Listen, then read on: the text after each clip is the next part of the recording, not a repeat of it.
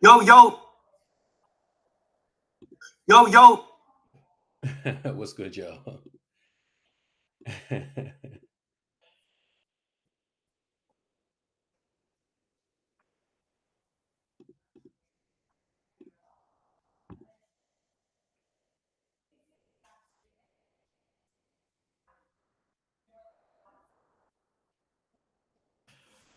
uh, you know, back in what year was this? This was probably around like the late 90s. The late 90s, we had something change in the league.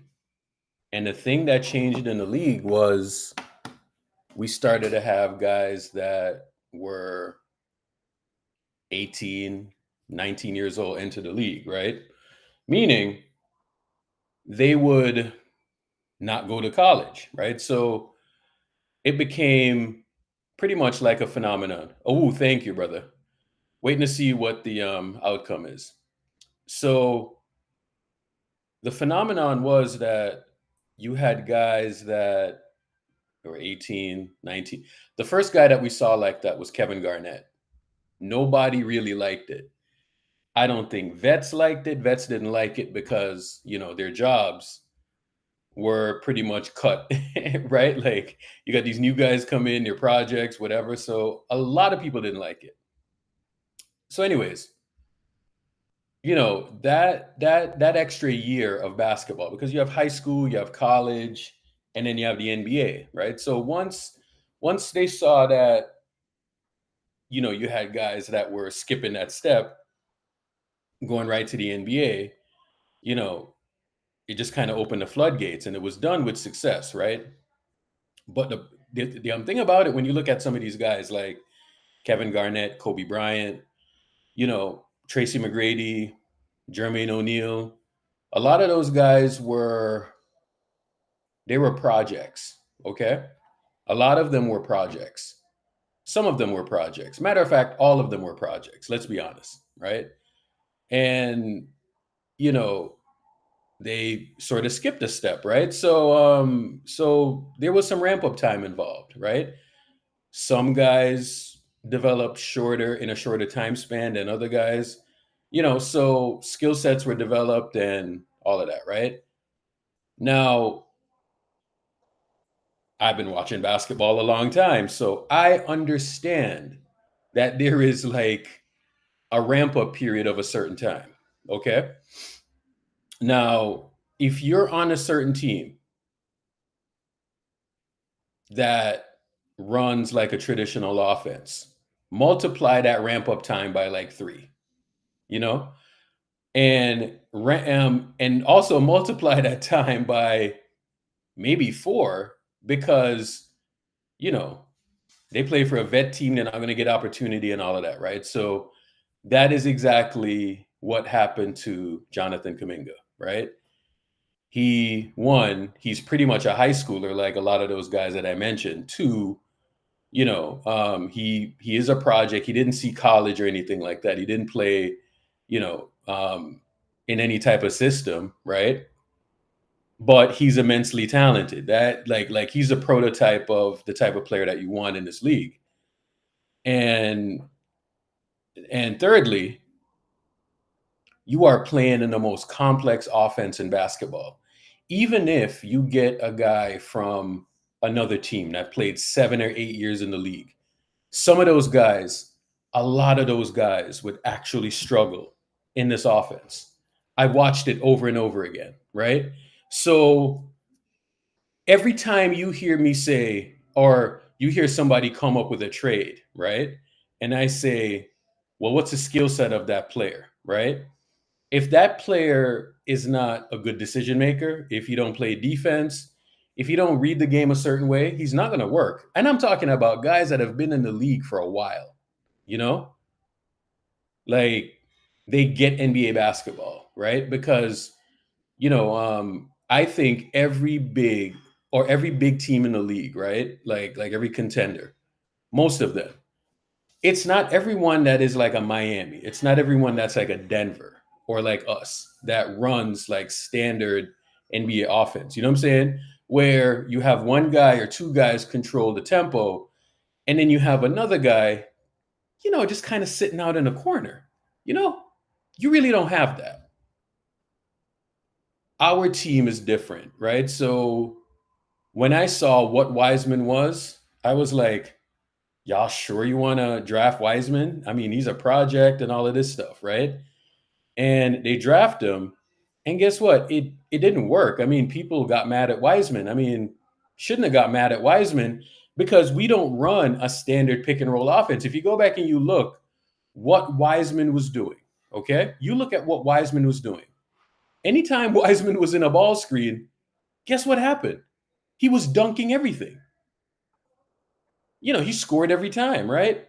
When he caught the ball, and and um and that's essentially what happened, right? So, but ask Wiseman to make a decision and all of that, and on top of it, he didn't have a good feel for defense, right? And whenever you put Steph and Draymond with guys that don't know, how to run that system, it's just going to throw off the whole timing. It's going to throw off everything, right? So that is kind of what we had with these guys. You know what I'm saying? And next thing you know, Steve Kerr is running his system. All of a sudden, he wants the ball to move, and he's like, "Let me throw guards out there," and and it just doesn't work. It's just not a great mix, right? Um, but I don't even think you had the proper infrastructure. I don't think Steve really even fostered those guys being good. It's almost like they were alienated. You just saw it over and over again. And then on top of it, there was financial constraints, right? All of a sudden, there's a second apron involved, right? So you have guys who are lottery picks that now they are saying, okay, my 3, 4 years is up, extension time, right? And now the front office is in a weird spot because it's like, all right, I produce X amount of points, I have X amount of assists, I have X amount of rebounds, right? And if you put guys on the court and they produce, guess what's going to happen? Somebody is going to have to get traded. Somebody at the top is going to have to get traded, right? Because you have to make room for these guys. Or you could not play them. Negotiation comes. You're like, well, these are your numbers. Your numbers align with this, right? And that's essentially what happened with some of these guys. Some numbers assigned here, and next thing you know, guys aren't playing, right? Magically, magically. Now guys are getting playing time. They get paid, and all of a sudden you're getting playing time. And then the fan base says, look at that. You should have bought in earlier. If you were doing XYZ, well, you would have been playing. Really? Really? You cannot fool me. Okay? You cannot fool me. I don't believe, right? You're talking to someone that thinks that 9/11 was a demolition job. You know what I'm saying? That's the type of guy that you're talking to. I look beyond the obvious. Okay?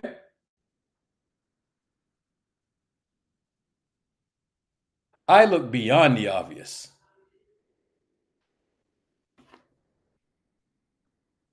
I look beyond the obvious. You're looking at somebody that scored a 1350 on the SATs. Okay? I don't look at a problem and look at the first thing that they want you to think. No, I don't do that. No, no, no, no, no, no, no, no. You're talking a nigga with brains, bro. I look at I look at the problem, holistically. I don't look at you cannot steer me into the answer that you want to steer me into. No, no, no, no, no, no. I'm not sheep. I look beyond the obvious. Right? So that's The gap's too big.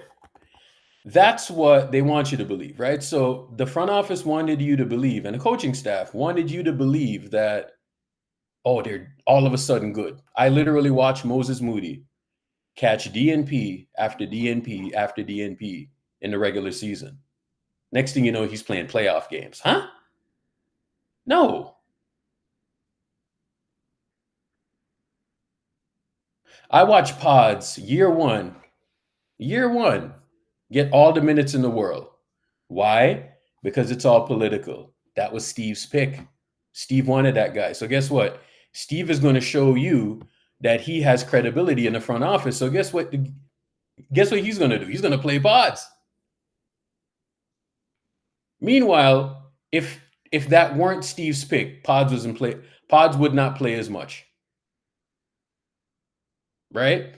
That's how these NBA front offices work, bro. They work like the timeline, right?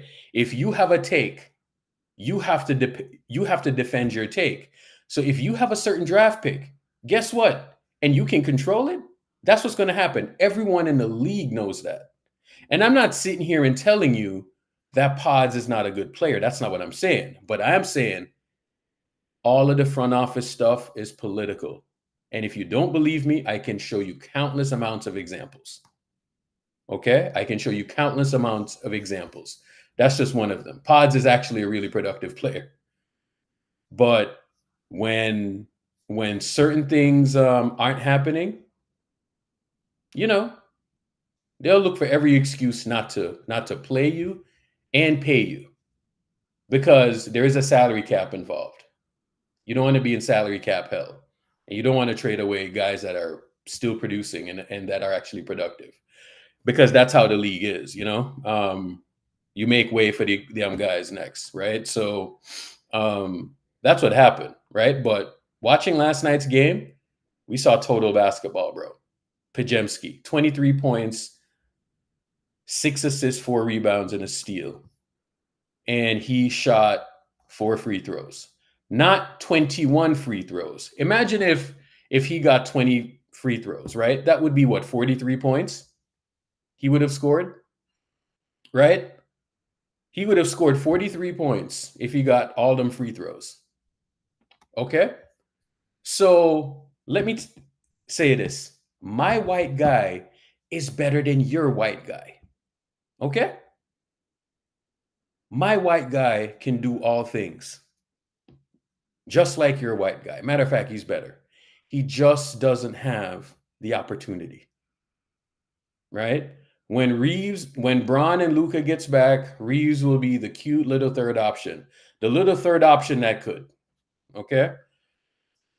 Kuminga, 25, 10, and 4, right? And what's going to happen with Jonathan Kuminga now is that you're going to hear, oh, he finally bought in. He finally is doing the things that Steve told him to do. That's what you're going to hear, right? Oak Tree. What Dumtree said was casual. Oak Tree. Right? So that's what they're going to tell you. But Jonathan Kuminga, and it's all backhanded, you know what I'm saying? Trying to make it seem like, oh, he was never doing these things before. No, they were in a contract situation. They did not offer him a contract. Heard what the agent said. We all know what happened, bro. We all know what happened. Jimmy Butler got here, and niggas got on their high horse. Bro. Do you see how if people don't like you, how they can just ruin your career? Come on, man. Oak Tree. Right? But everybody's going to be fine. I think Moody, Pods, and Kuminga are going to be the key to this season. And I saw the vision last night, but that ball got to be skipping, man. The ball got to be skipping, right? But don't make nobody fool you or gaslight you into believing, oh, this is what Kuminga, this is like something new. The nigga has been doing this, bro. He's been doing this. You think if you don't get the requisite minutes, that shit is going to... He played 32 minutes last night. Matter of fact, he's been playing 32 minutes this entire season. Last season, he was playing 24 minutes. Why is he playing 24 minutes? You think we had the luxury of him playing 24 minutes last season? Right? But no, Steve Kerr is out there playing 50 niggas last season when we didn't even have the luxury last season.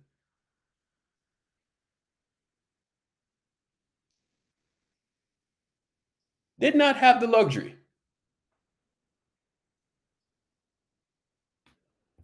Did not have the luxury. Not trying to hear all that. Not trying to hear all of that. Last season, per 100 possession, right? Per 100 possession, Jonathan Kuminga was grabbing 9.2 rebounds last season. This season, per 100 possession, he is grabbing 11.2 rebounds. Okay? Last season, per 36, let's do per 36. Jonathan Kuminga was grabbing 6.8 rebounds. This season, 8.5 rebounds per 36. Last season, points per game per 36, 22.6 per 36. What kind of juice you want? I'm fine with the juice. Thank you. Per 36, so 22, right? So what that is saying is that he was scoring last season at a higher rate. The rebounding, 6.8 versus 8.5. Don't sit here and tell me that, oh, he was doing more or less the same shit, bro. 6.8 versus 8.5. That's what the per 36 is. He was more efficient last season. Cassian, I appreciate it. We'll see. We'll see. Hopefully. Prayers up. But do you see the problem here, chat?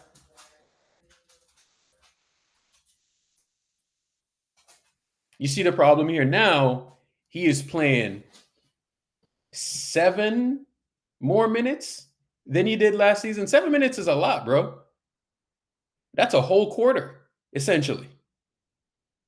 That somebody would play.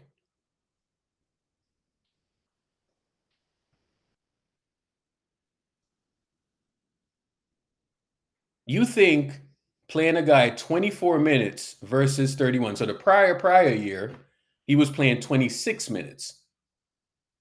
You don't think that shit makes a difference? So 16 points, all right, 16.1 points, 4.8 rebounds per game. He was playing more. Do you know why? Because Draymond was out. Andrew Wiggins was there, right? Draymond didn't want to play center. Guess what? Draymond is at center. Draymond is at center. Think about all those factors. Oak Tree. Think about all those factors.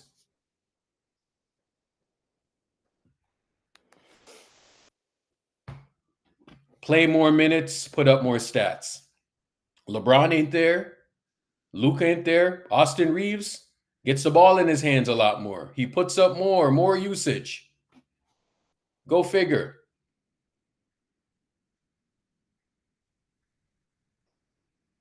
Has he gotten better this season? Absolutely. That's what you should do. Every year you get better. But I'm not trying to hear like, oh, no. He's always been doing this. He's always been doing this.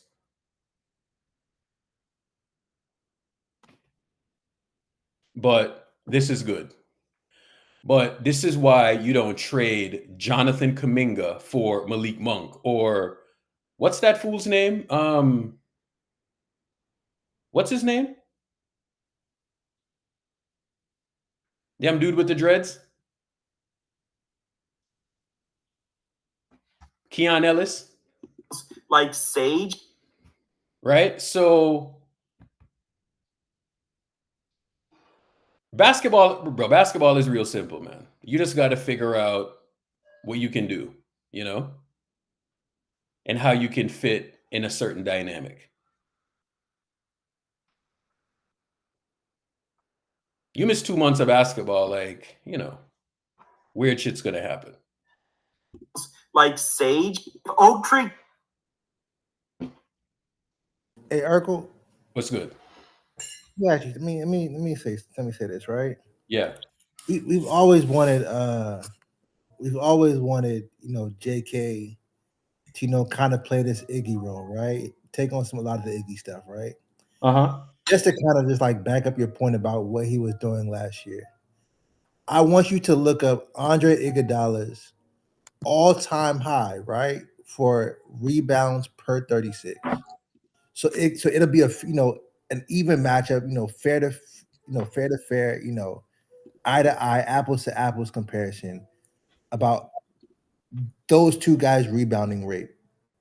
Right? So look up Andre Iguodala's all-time career high, Warriors or not, rebounds per 36. And tell me what the number is. Bancy, I already know where you're going with this. But I'll indulge anyway. Right? So his all-time high, and he did this in Miami in 2020, right? He was 36 years old. His per 36 was 6.7 rebounds. Okay? 7, right? So last season, Jonathan Kuminga. Was that where? Oh, sorry. If we exclude this season, Kuminga, his rebounding rate per 36 was 2022, and it was 7.1. And then 6.8 last season. Last season, it was 6.8. Right? So I watch people do this in 2022 with Andrew Wiggins. You see, because niggas was wrong, bro? You see, because niggas was wrong about Andrew Wiggins? Andrew Wiggins, I heard that Andrew Wiggins was, and this is like a take thing. This is like, I am going to die on a hill and defend my take. So niggas was wrong about Wiggins. So what they did is that they harped on rebounding. Okay? Meanwhile, the nigga is there playing point of attack defense, the best point of attack defense for the number 1 defense in the league, right? And niggas is complaining about rebounding. He's contesting the shot. What do you want him to do? Be in 2 places at once? He's not fucking Superman, bro. Urkel, that's the power. That's the power of a narrative, Urkel. Lois Lane throws herself out of a building. You want Andrew Wiggins to get to the fucking bottom floor? What the fuck are we doing, bro? These guys are diabolical, man. These guys are diabolical. OG Trade, what do you mean per 36? Like, this is the same bullshit that people did last year. Oh, Kuminga can't rebound. Yet fucking Jimmy Butler's doing 5 point something and Kuminga's doing 4 point something with 11 less minutes. And you're comparing. You have to do per 36. The fuck? He's starting now. Last season, he was on the bench, playing 24 minutes. This year, he's playing 31, 32 minutes. It's a huge difference. You have to do rebounding rate. Are you fucking slow, dumb, retarded, or fucking got autism? Which one is it? The fuck? I'm sick of this shit. I'm not letting you guys fucking buy. Don't say, my bad, dog. I was wrong about Kuminga. I was fucking wrong. And we move on. Are you guys fucking slow? Why can't you guys give up? You see? He's doing exactly what Steve Kerr said. No, he's fucking not. What Steve Kerr said is, go get us a fucking bucket. Draymond's not playing. Go get us a bucket. Steph's not playing. Now you want him to be a fucking playmaker. This, that. He's never played with Steph. Are you slow? Obviously, he's going to be playing better. Everybody plays better with Steph. You see what Jimmy looks like when Steph's not on the court?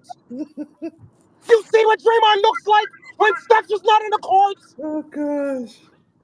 The fuck are you guys doing? Just say, My bad, dog. The fuck you guys doing, dog? Y'all niggas gotta see me in real life, dog. This is out of fucking hand. This is just out of hand, bro. He's on your team. Cheer for the nigga. Say one good fucking thing. Niggas dropping 25 a game with fucking Steph on the court. Okay. Just say he's hooping, man.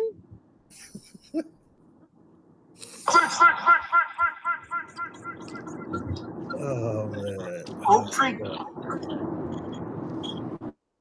We're winning the fucking chip, and unless Kuminga is on the top level, it's very unlikely we won't. Unless Pods is on that level, it's very unlikely we don't. We need everybody to contribute. Be a fan, dog. The fuck, bro? It's the Golden State Warriors. Oh, man. Not the Golden State Pods, not the Golden State Kumingas, not the Golden State Currys. Curry's the fucking engine. He makes it work, but he still needs help, dog. He can't rebound, score, playmate, gravity, shoot, defend, get steals, block shots. He can't do everything. Everybody was killing Draymond last year. How does he look right now? Everybody's on the team, bro. Be a fan. You guys make me fucking sick to my fucking stumps, bro. Oh gosh. My bad, man. Go ahead. Hold on, sir. Hold on. Isn't this suspicious? What's good, family? Yo, what's good, job, boys? Hey, look, man. Listen, all I'm gonna say is I like the Warriors odds, man. I like the odds these days, man. It's looking real favorable for the Warriors. I know no matter the story though, you gotta have contrarians, man. And you know, it is what it is. I'm just glad that these boys is doing what they do. Moody looked good last night. Kuminga looked good last night. Pod's revenge game last night. You know what I mean? Get this dub tonight. You know, point of attack, man. We back, baby.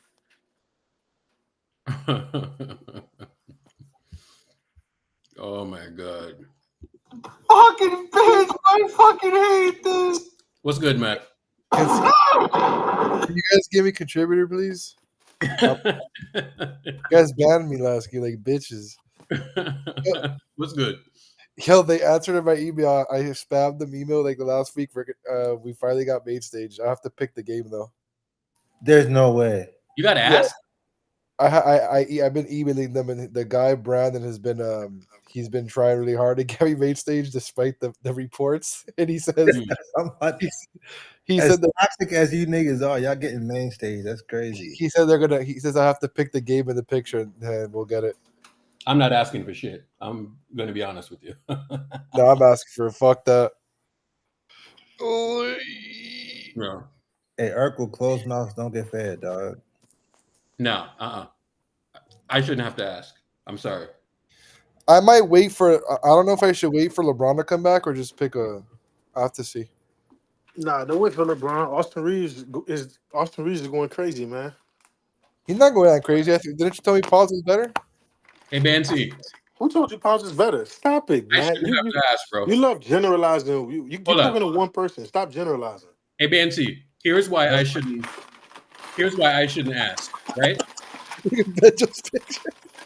Because I literally showed niggas, right? Yeah. How to run a fucking room with nothing on the goddamn screen, right? It happened right here.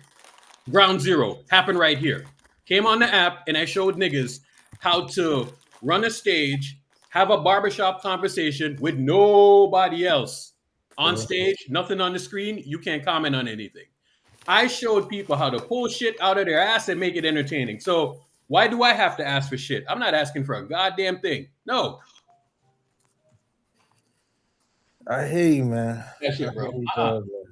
Right? So playback has nothing if there ain't anything on the screen. And we make it rock all the time. We make it look fucking easy, regular.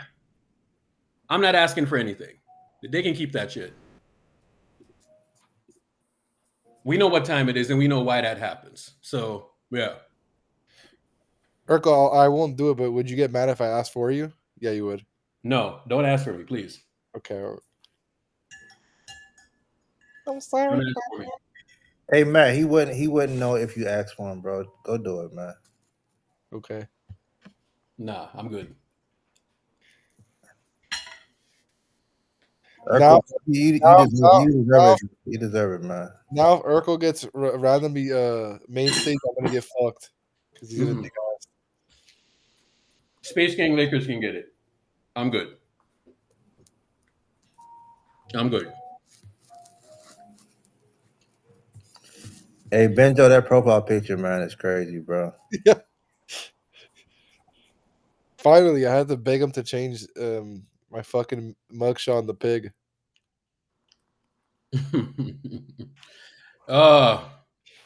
Banshee. I gotta commend you, bro, because you were fucking 10 toes the whole time. Bro, I gotta commend you. I think this has been one of the easiest. It's been one. I thought JK was an obvious star, bro, for a long time, man. But it's honestly I don't want to do the thing where it's like, you know, I was there from the jump, but it's just really funny, bro. It's just Fancy. Really I watched Kawhi Leonard. The timeline is hilarious, man. Bro, I literally watched Kawhi Leonard win Finals MVP, and the Spurs turned around and pointed to his numbers. Okay, he turned around, did everything that he was supposed to do, and they turned around and said, "But your numbers aren't this, your numbers aren't that," and they tried to play funny with his money. Okay. So you see when 2017 came around and he was an established superstar and he was hurt and all of this stuff, right? Notice that Kawhi didn't rock with them, you know? He got up out of fucking town, bro. Why do you think that happened? That happened because he remembered how they wanted to play funny with his money. Yeah. You can't play funny with the money when people are doing what you asked them to do. Oh, you want me to fall back and you want me to play this role and you want me to do this and you want me to do that, right? You cannot play funny with the money, right? And y'all better pray that this dude, Jonathan Kuminga, don't go a few levels because this nigga's going to remember. He's going to remember that shit. I would say the only difference, and I thank God for this, is that Steph and Draymond, for as much as I hate Draymond for something, Steph and Draymond, come on, man, and not Tony Parker. Ben C, man. Tony Parker was another. I think he was a big piece of that. He left as well, dog. He saw that Tony was a snake, man, for a long Yo, time. why does Sage hate JK so much, bro?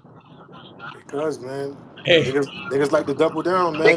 Because they're wrong and strong. Because they're wrong and strong. You know, I'm pissed. JK was supposed to be your guy's THT. Nigga, what are you he wasn't supposed to be nothing. Because anybody who looked at JK's raw talent and raw athleticism and thought that he was going to be a bust is fucking losing their mizzy. They're losing their fucking mizzy. Not slow, but very fast. Oh my God. The man is doing all this and he doesn't get no sets called for him. Bro, now that they last night, you see Steph's face when he saw those pick and rolls? Oh man, best believe. Now, but hold up. Best believe. Shadow on Earth. What was it that, remember the podcast Draymond had said his new role and everything like that, and how, you know, by playing in the corner, you notice he's been in the corner a lot lately now, right? I don't know if y'all boys register that, but he took a couple threes. He's been in that corner a lot. Yeah, he's pushed the tempo and everything, but JK has a lot more. You know, this is the biggest reality is just that I'm not gonna argue what he was doing or not. The rope is obviously longer, pause, and you know what I mean? Like the game could come to you now because you ain't got to worry if you make one mistake, you're gonna get yo-yoed out. The reality is the Golden State Unks need his athleticism. You know what I mean? No, Like, 100%, Bruce. But this is my thing. Steve Kerr went on record and said, "I cannot play Jonathan Kuminga 30 minutes and expect to win." right, but I And think and hold on, he's going to have and to correct those words. he didn't even try it. He made that statement. Shadow. I think that's probably one of the worst things he could have said because you got to remember, people are going to take him at gospel by his cachet, right? But people are now looking at you different. And if you just pay attention to the more recent interviews that he do in the coming days, eventually, you just mentioned that, eventually he may apologize for even saying that. You know what I mean? Because I just in me and my own self, I find it hard to believe that it took Jonathan Kuminga an off season to help you become a winning player as opposed to 4 off seasons. Like suddenly, nah, you summed it up. Everybody that plays with Steph look better, whether that's Chris Chioza, Michael Mulder, Brandon Everybody, Wanamaker, bro. Kent Bazemore. The list goes on and on Everybody. and on. All the niggas is out the league. You see what I'm saying? So like it's no coincidence. And I think that's the true way to see a player's value is to not necessarily see them by themselves. Draymond, when Steph broke his hand, Draymond looked like he should be out the league. And Draymond, he's going on podcasts, is telling you he damn it didn't want to play. You know what I'm saying? After that 5-year finals run. So, yeah, bro, I don't know, man.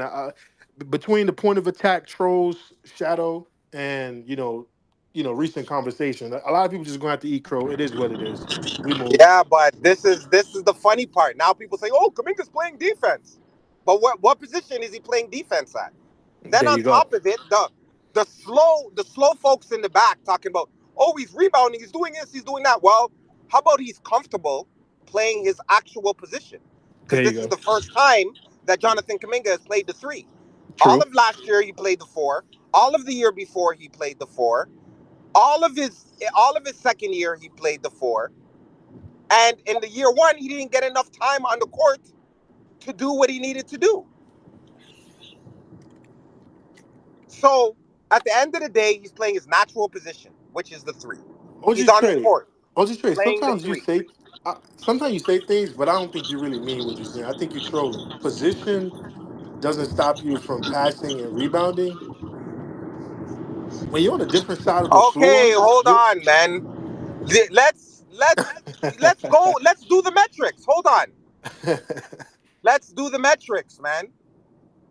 Let's play 24 minutes versus 31 minutes. Let's play since people don't like using per 36. Let's do rebound rate. Let's do assist rate. Let's do assist percentage. You want to play that game because there's nothing crazy. And then on top of it, when you're playing in the second unit, who the fuck are you passing to? Who the fuck are you playmaking to? Do you get the benefit of the space? You're taking terrible tools because they're clogging the paint. But when you're playing beside Steph, it's wide open. So you don't have to take mid ranges. You can go straight to the basket. Euro bucket. It's very simple, bro. Don't be slow, man. Don't be fucking slow, guys. Just say, I was wrong. My bad, dog. Say, I was wrong. My bad, dog. Because you guys made definitives. You guys came with, he's been here so long, he's never going to learn. If he hasn't learned by now, he's not going to learn. You made definitives. You said he's a good sixth man, seventh man. He should be coming off the bench. Should he be coming off the bench now? Speak up. and you know the Speak only thing, up. and you know the thing I can't about hear that too. you. The thing about that too, Shadow. The thing that I don't like is that now, for example, last year he started those first few games. He struggled. They put him into the bench. He played better, and so He didn't Kerr went. struggle. Kerr, No, no, no, no, no. He didn't struggle. no, That no. right Hear me there. out. Hear What me he out. did, Let, no, let, that, let me let all me right, go finish. ahead. Go ahead. Let me say what I'm saying before I miss the train of thought. To what Steve Kerr was looking for, quote unquote, he would have preferred him to come off the bench, right? I'm paraphrasing, right?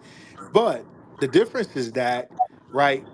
Paz was inserted to the lineup. I forgot who. I think Paz may have been inserted to the lineup at that point, or whoever. Right. The reality is, you're playing next to Steph, and that pixie dust is going to make you better. So you Bruce, look at Kuminga Bruce, starring now next to Bruce, Steph, Bruce, let playing me tell you what exceptional, Steve Kerr did and you last look year. at Paz. Initially, Paz has been struggling up until yesterday. Right. Bruce, let me tell you what Steve Kerr did last year. Okay, last year, he did it for literally 2 quarters. Okay, he sabotaged them. Right, he threw a lineup out there that he knew wouldn't work. How the fuck is Andrew Wiggins, Steph Curry, Kuminga, TJD, and Draymond Green going to work, bro? You tell me how that shit's going to work. Notice that Draymond Green is at center. When Jimmy Butler got here, what did they do? They put Draymond at center. So you're telling me magically, bro, that shit was to make it not work. That was like, let me show y'all that this shit is not going to work. That's exactly what they did, bro. That's exactly what they did. So don't when I hear about the TJD thing and it put no, he wanted to put him on a bench. Guy, Irk, how many games has Al Horford started this season? I think one, right? I think one game. One game? Yeah, and then he missed the game. So he came off the bench. He started one game, and then he missed the game. Yeah, he's Or missed something like like 2 that. games so far. 2 He'll games, play yeah. tonight. What was our starting lineup yesterday? It was Pod, Steph, Kuminga, Jimmy Butler, Draymond Green. Oh, so Draymond Green was playing the 5. Draymond Green was playing the 5, yeah. Okay. And Jimmy Butler was playing the 3? Jimmy Butler was playing the 4. JK was playing. And who was playing the 3? JK was playing the 3. How many times in JK's NBA career have you seen him play the 3 starting? I would say there was a stretch in 2023 where and how did he look in that stretch? He looked amazing during that stretch. Wasn't the stretch he was putting up all these numbers? Crazy he was, yeah. Okay. My bad, dog. He was. It's very simple, man. All you got to do is say, my bad, dog. All you got to do is say, it's a little different when you're playing your natural position. You're getting to slash, cut, play off of Steph's gravity. When 2 jump at Steph, you're there. When you're the most athletic guy on the team, to finally get a high pick and roll. How many times have we utilized Kuminga in a high pick and roll throughout the career? I honestly I don't remember seeing it. And how did it look last night? It looked amazing. He scored every time. Okay, so, man, don't be slow, man. Please, don't be slow. I beg, don't be slow. OG Trey, man, if you have something to say, come up on the stage, man. The stage is always open for you, bro. You don't need to be wrong and strong, bro. Just say, I like where Kuminga's doing. It's helping us with the team. It's making us a better team. And we look good out there. Cheer for your guys, man. Cheer for your guys. It's not hard, bro. I think the biggest thing, and we've discussed this ad nauseum, is that, bro, like people, for some reason or another, completely refuse to acknowledge like the human element and all of this, bro. And like there's certain situations where, like, you know, you can say what a player is like pretty quickly, but then there's like, bro, like I have no idea how, especially over the past 2 years, 2.5 years, how people haven't been able to distinguish like the encore product of what JK is from all of the human stuff, the personal stuff that's gone on, both like in the locker room and just like with him in general, bro. And it's just like, bro, like for me, it was like for a lot of us, right? It was so easy to see, bro. Like once that stuff gets settled, bro, you have a star, bro. Like you have a functional player at worst, and you have a star at best, bro. And it's just like people, I don't know, people just choose to, for whatever reason, just like look at basketball in a vacuum and say that, and just label him as low IQ and all this other stuff or whatever, for the past years, and it's really nasty, bro. It's either it's one either like it just shows your own basketball IQ that you weren't able to see this, but it's just like, bro, like the way that it's turned to even just like all the racism and stuff like that, bro, is just Bancy. I've never seen it, bro. I remember there was a game, okay? So rewind back to 2022. We lost. It's that Florida stretch, right? When we play Orlando and then we play Miami and teams like that, right? And I remember in 2022, we were in Miami. The prior night, we lost in Orlando. So they sat Clay, they sat Draymond, and they sat Steph. Okay? Jordan Poole was out there. Jonathan Kuminga was out there. I believe Andrew Wiggins played that game as well, right? And I watched those dudes give Miami the business. Okay? Literally gave them the business. Offensive load. Gave them the business. And that's when I was like, oh, so this team can play, But again, there is the vets, and then there is these guys, and when you go down to Miami and you're like winning games, Jimmy Butler is like fighting with dudes on the bench, and you win that game, the eyebrows raise, the eyebrows raise. And there's a lot of games where the vets didn't play, and then these guys somehow came through. They somehow came through. They got talent. I'm not trying to hear that they never had talent or they couldn't figure out or they didn't do this or come on, dog. We know the funny games that are being played. Another thing that gets me, bro, the thing that got me the most too, bro, is the whole, I brought it up once before, bro, but the whole, a prophet isn't respected in his own country, bro. Like when you see other young players doing the same things JK was doing, right? And like I love Amen Thompson. I love a lot of these other guys, right? But when niggas is slobbering over these dudes, and you had a kid do what JK did last, like in 24, bro, for that second half of the season, and nobody said a thing, I was floored, bro. And then for it to quickly go left like that same off season after what he just did, bro, I was like, I couldn't believe it, bro. It has to be the prophet thing. I was like, niggas just refuse to see what they had in their own backyard, but it's crazy, man.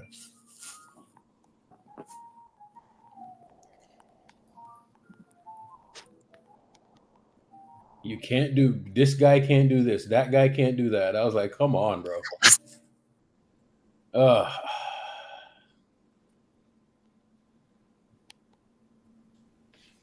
Lineups, notes. Okay, all right. Somebody on stage right now is really quiet, right? He has no JK jokes for me this morning. Who's that? Oak Tree. Nah, your partner, your business partner. Oh, Matt? Yeah. My business partners. I don't make fun of JK. I make fun of you slobbering him. The only warrior I hate is fucking Pods. He's a fucking meat rider with a fake perm. Hey, Matt, and Pods is going to be better than Austin. Matter of fact, he's better than Austin Reeves right now. The difference between Pods and Austin Reeves is that opportunity. That's it. All right, so you have somebody better than Pods, better than Luke, and better than LeBron. So you have a super team. Absolutely. Okay. Let's go with that. Thank you. Absolutely. Let's go with that. I just don't understand people get mad at me because when you say that shit in my room, they think that you're rage baiting. I honestly think you believe that. Austin Reeves goes into the paint and drifts his way to 20, 30 points or whatever. Urkel, how do you go from he's better than Reeves, but 2 days ago you wanted him off the roster? That don't mean anything, Matt. I think Austin Reeves is a beneficiary of the league not wanting the Lakers to be bad. That's all it is. I mean, and I've watched it. You don't think Reese is good? No, bro, he's an okay player, right? But there's no way he should be getting 20 free throws in a game. Bro, What can we do? Come on, Urkel. He gets into the paint and he trips into people, right? And then they get the foul. Like, I watch him do it all the time. He just throws his hands in there. Jimmy Butler does the same shit. Okay, man. Fuck. Stop entertaining Matt, bro. Like, yo. I didn't even start it. Play what's on the screen, please, bro. Play what's on the screen, please. Beg you to. Yeah, he's not at his best right now. I think he's pressing a little bit. Brandon always wants to be great, and sometimes he just needs to relax and be good, and that's when his play becomes great. So I think he's just similar to last season early on. He's just pressing a little bit. He just needs to relax and play. He's a hell of a player, and he makes us better. And he'll get it turned around. He'll get it turned around, man. No worries. No worries. He'll get it turned around. Night from Pajemski, big night from Kuminga and Moody. How important is just like that, younger layer of the roster on certain nights this season, doing what they did tonight? It's huge. Like, it's you got me, Draymond, Jimmy, trying to be the anchors, but when you have JK playing the way he has to start the year, BP starting to figure out his spots and his confidence and keeping things simple. Now that you got Mo back, you got another guy that can space the floor, knock down shots. Will coming in, change the game defensively for us, cutting off the ball. Like, everybody has value, and we need everybody to contribute on a night-to-night basis. And if it's not your night, stat-wise, like whether you play 2 minutes, 10 minutes, 20 minutes, whatever it is, come with the right energy, because we feed off of it. There's not a lot of ISO ball in our offense, and so you have to have guys that have confidence that if possession says it's your turn to finish, that they're able to make plays. There'll be games when all of the unks are out, and they're gonna have to step up. So you want to be able to fill that gas tank as well. So it is huge. So you are unks now? Is that how you guys are being referred to? I'll lean into it for right now. Steph, specifically, what did you see out of Brandon? Top to bottom, everybody giving you something. Yeah, you want to have moments where guys feel good. I think just keep it real as a human nature. Sacrifice and selflessness are great, and every team needs to have that. But to your point, you want to have moments where different guys shine, where it's not forced either. Like, there should be a natural energy where everybody comes out. And like I said, does the little things, comes with the right energy on the court. And over the course of the season, everybody will be rewarded with the spotlight, where it looks good on the stat sheet. But to your point, we'll be able to win through that process as well. So you got to talk it, you got to live it, believe that over the course of 82, everybody's going to prove their value on our team. Steph, just curious. I love it. Yo, he got an amazing hair transplant on his corners. Yeah, he does everything better than LeBron. 32 rebounds for Kuminga in 4 games. How important is that? JK has been fantastic. It just feels like he's found his spot with this group. Playing with Jimmy and Dre on the front line, and we just feel like he's the way he's rebounding, the way he's attacking the rim. That's what makes him special, like his athleticism, his force, and when he's playing to that talent, to that ability, it changes our team and it changes his game. So he's been great. Steve Moses had those back-to-back threes there, kind of, I think I'll say just the commitment of just doing it. No matter what. Even if I'm making shots, I'm not making the shot. Not seeing the ball, I'm seeing the ball. Just having that commitment, just going out there. just going out there, chasing those rebounds, and wherever they go, those rebounds, some of those, help win games. So just having that mindset, from the beginning, it's something that, I'm trying to have, going throughout the year, and just throughout my career, just working on finding those balls and just rebounding and just, I think I just enjoy doing it.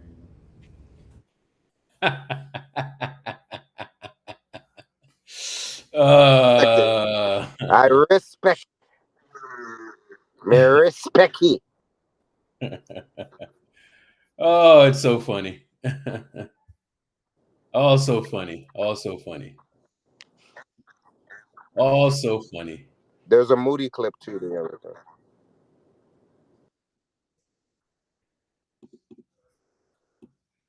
You've seen kind of the metamorphosis of his time as a Warrior, and then you see well, you may have heard Steve Kerr, actually, Coach Kerr said today that he has found his place on this team. Kind of just watching that process, what did that look like from your perspective? Like, what has he found that has helped him to find his place?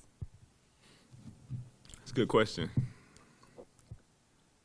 I've seen JK go through a journey. We kind of grew up together in this NBA world. We played against each other in high school and everything. So seeing him really figure things out off the court too, like just mentality-wise and being able to be okay with different situations, really impressive to me to see him.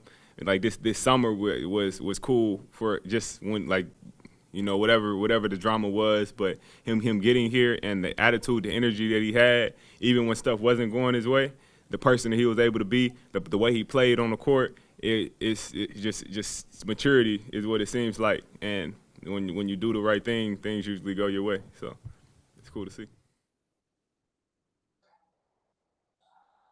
Growth.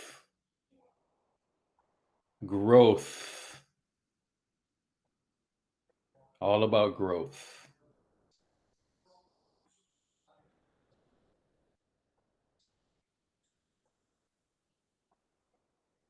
Growth is always good, man. Let me play these highlights.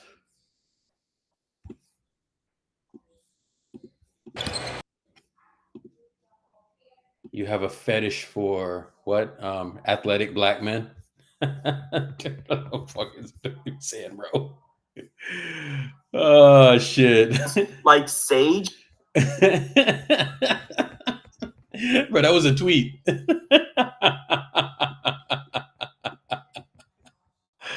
Oh, shit. Oh, my God. That was a hell of a tweet, bro. The Lakers in Denver. Kuminga attacking Landale with the left. 6 of 6 on 3. The fetish for athletic black guys is real. The fuck are we doing, bro?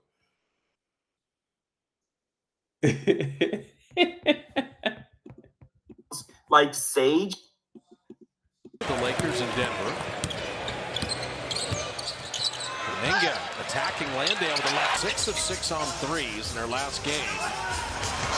Kuminga going to work him again. And Landale. He's a starter in the NBA. It's incredible. He's going to have the ball more this year to see another double team on Steph. All right, so back in the day, we used to have Andrew Wiggins. We used to have Andre Iguodala. LaShawn would make that read, right? How many guys outside of JK is finishing on this team that play in the same way? Maybe Jimmy? Maybe? Brown Factory, what's good? Maybe Jimmy? Who else? And this is a staple. This play right here is a staple. He's a starter in the NBA. It's incredible. He's going to have the ball more this year to see another double team on Steph. They kick out, cycle to Quentin Post for 3. And Kuminga working that offensive glass. Post for the double. They turn around on you after a miss. Kuminga off a make. Kuminga looking to get downhill to put it up. Aaron Jackson, Josh. How many people on this team is getting to the rim like this? They turn around on you after a miss. You see why I didn't want to trade him just for another like guard that Steve is just going to throw in there? Kuminga looking to get downhill to put it up. Aaron Jackson, Jock Landale, and Jalen Wells. Goes down the lane, and Kuminga says no on him, and Kuminga is all over that. That was a backward pass.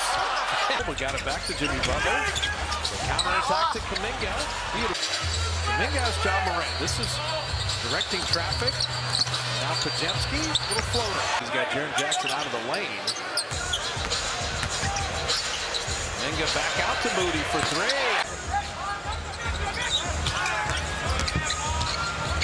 Kuminga, patience, and bucket.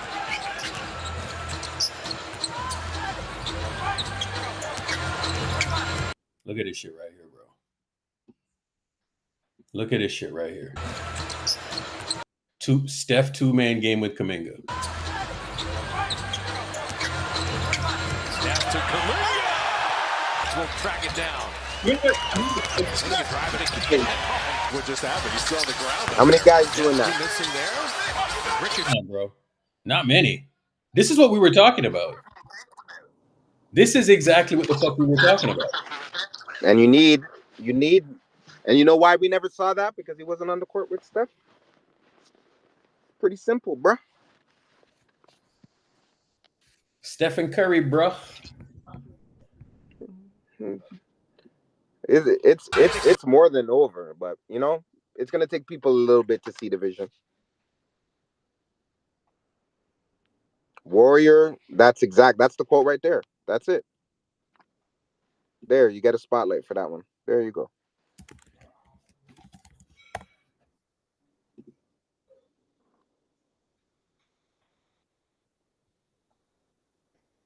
Who's that on stage? Is that Benjo on stage? Yeah. Holy fuck.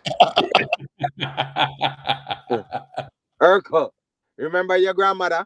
You used to say your favor. Your favor. Favor one junk crowd to blood clot.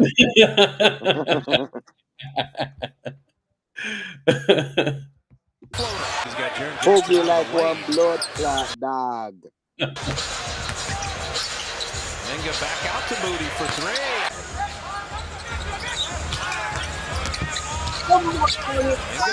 Patience, and bucket.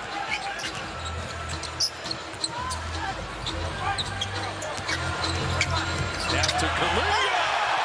We'll track it down. Kuminga driving again. What just happened? He's still on the ground over there. Pajemski missing there. Ricochet to Kuminga.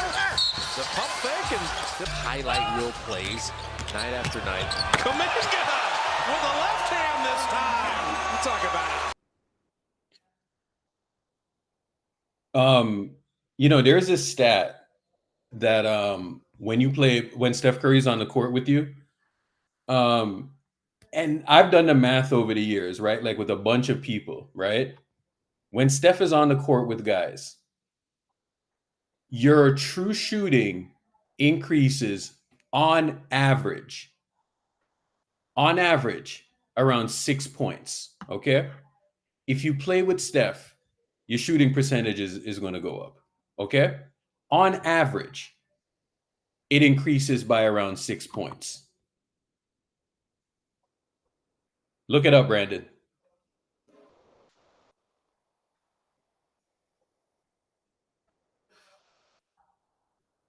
So if you shoot 50% true shooting, your true shooting is going to be like 56%.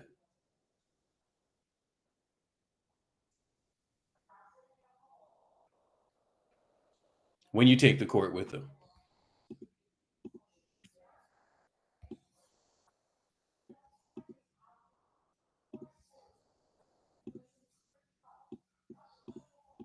Everybody talk about the relationship Jonathan Kuminga and Steve Kerr. And as if all head coach and player relationships are peaches and cream, I'm here to tell you that's complete bullshit. Yeah. But Jonathan Kuminga is different than any player Steve Kerr has ever coached. That type of athleticism, that skill set at that age, and the demeanor and mindset that Jonathan Kuminga has is a mix of things that Steve Kerr has never had to coach. And to think that, man, after 6 months, you're just going to adjust to that. No, it takes some time to adjust to that, right? And I think he's adjusted and learned this kid, year after year after year, and become more familiar with how to coach him. Yeah. But that takes some time when the guys you coached is Steph Curry, Klay Thompson. When me and K are a lot alike, right? Like Steph and Klay are a lot alike. Those are coaching completely different people. It takes some time to figure that out. And what I can say is I've watched him put the time in to work at figuring that out. I've watched how much he cared, how much he come to us. That kind of bridges the gap between him and Kuminga, right? Like Steve just turned 60. Kuminga is 22, right? Like I've seen him come to like us trying to bridge the gap and understand like, hey, so what should I be thinking when this thing happened? Or if he says this, or if he's thinking like that, what should my response? I've seen him do that work, and so I think when you speak of growth, that is growth, and one to make that thing work. I've watched him put the time in. And so I think he's evolved a ton as a coach, even in his philosophies, like our offense, our defense, the things that he's willing to change. Like I think he's evolved a ton, but in this profession, it'll force you to evolve because the characters are constantly changing. Yeah. I've never seen someone suck off Kerr as much. Okay, I rock with it. I've never seen someone suck off Kerr as much. Oak Tree. I rock with it. He is different. Very, very, very different. Steve was always right. Whatever, bro. And Draymond done told you. Oak Tree. Draymond done told you, bro.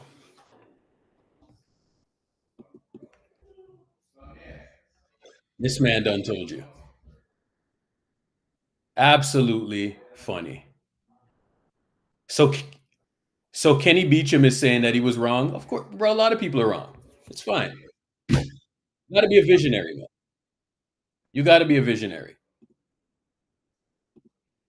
You got to be a visionary. When Jonathan Kuminga was passing the ball, I saw people saying that he was overpassing. I was like, no, he's not. That's what he has to do to stay on the court.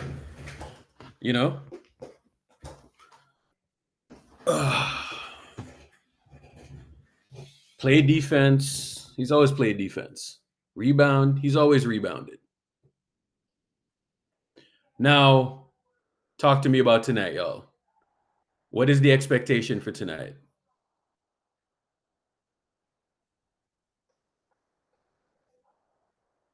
What's the expectation for tonight? By the way, we're also on YouTube. So if you want to listen back to us, there's the YouTube link. Give us a like as well, please. Appreciate it. Apparently that does something to the algorithm.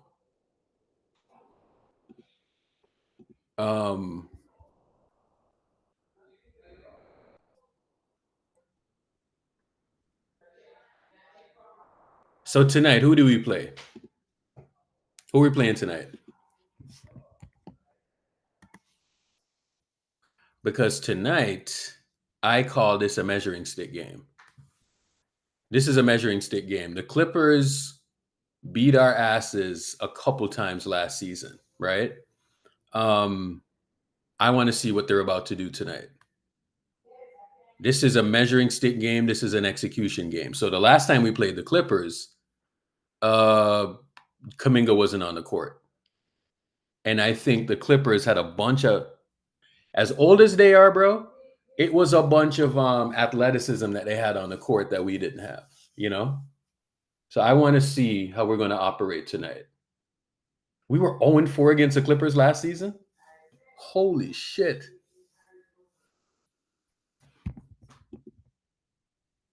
0-4 against the Clippers last season.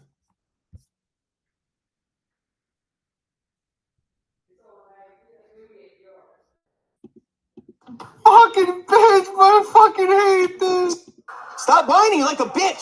Stop whining, man. What? Stop whining, man. What? Man. So tonight we got the Clippers. So how the Clippers been playing? Look at the injury report. Well, they did get walloped in that first game against Utah. But outside of that, they've won, 2 games? They did beat the Blazers. They did beat the Suns. So it looks like they're playing good basketball. Clippers are going to be in the mix, but this is a good game for us tonight. This is a measuring stick game.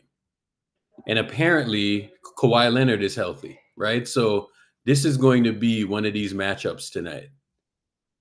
Kawhi Leonard, the last game, they played Portland, and he had 30 points, 10 rebounds, 4 assists, 2 steals. Took 21 shots. Zubac, James Harden, 20, 21, respectively. John Collins off the bench, 16 points. So they're a pretty good team. Many say that they're the team that's going to go to the finals. And we could get them on a back-to-back. But that's fine. We got it. I like it.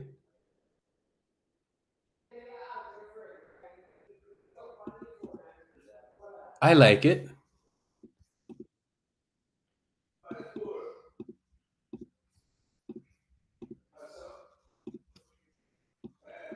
After that Phoenix run, then you go over to New York and you reunite with Coach D'Antoni. I had him down in Houston, so I know the vibes with D'Antoni. And then later on in February, Carmelo Anthony joined that group. Why do you feel? What's your thoughts in hindsight? Why that team didn't quite get over the hump? Because you guys had a hell of a lot of talent and were highly touted. Why do you think that particular group didn't get over the hump?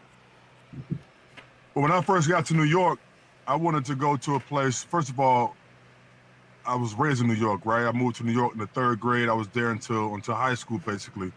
So I was familiar with New York. But then also, D'Antoni was there. And so I felt like it was a great reunite situation to go to New York.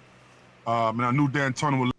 And they were the only team that were going to give you that kind of money because everybody knew that his knees was shot.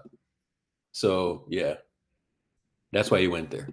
Let me play my game, right? A lot of people at that time thought I was only a pick and roll guy and I only could do these things. And I'm like, that's far from the truth. So when I got to New York, I knew D'Antoni would allow me to play my full game. And that's what I was able to accomplish that first half of that season. Isn't this suspicious? And I was playing team basketball. I was getting everybody involved with Wilson Chandler, Raymond Felton, Gallinari. All these guys were playing, having career years. And then once we brought in another superstar like Carmelo, he requires a lot of attention. So when Melo comes to our team, the ball is not moving as much because Melo requires a lot of attention. He's one of the offensive greats. So when he gets to basketball, he's looking to score. And so a lot of the cohesiveness somewhat faded away during that time. And then I also started suffering some injuries year 2, year 3, battling back and forth. And that's kind of how things panned out throughout that time in New York. We tried our best. We gave it all we got, but we just couldn't get over the hump. That's interesting. That's why I played that clip, because I do think that clip is interesting. That clip is rather interesting. Kawhi Leonard played 35 minutes. Wow, okay.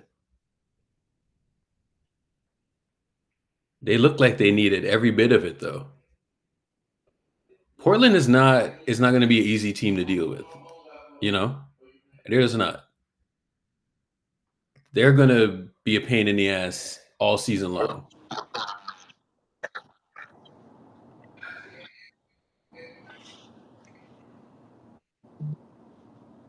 Why the Mavs fans hating on Clay?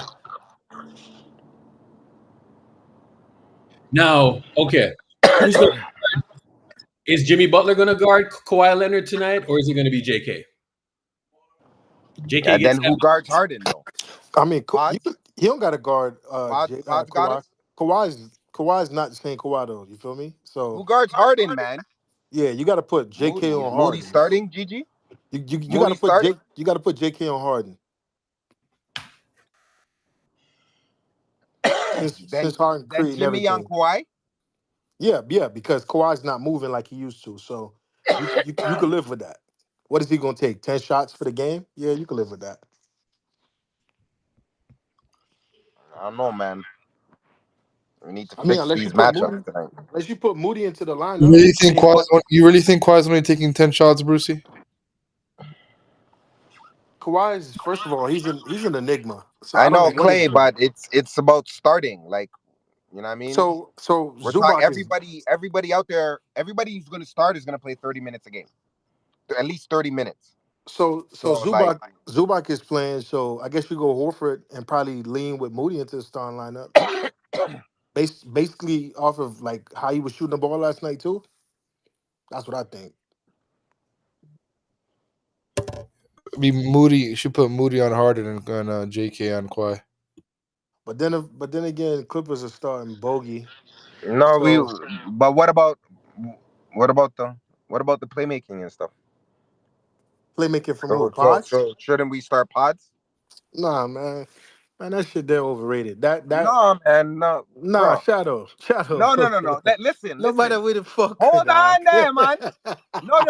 Hold on. You have to work me. Yeah, Hold on. Hear me out. Yeah, I got Hear you, me son. out.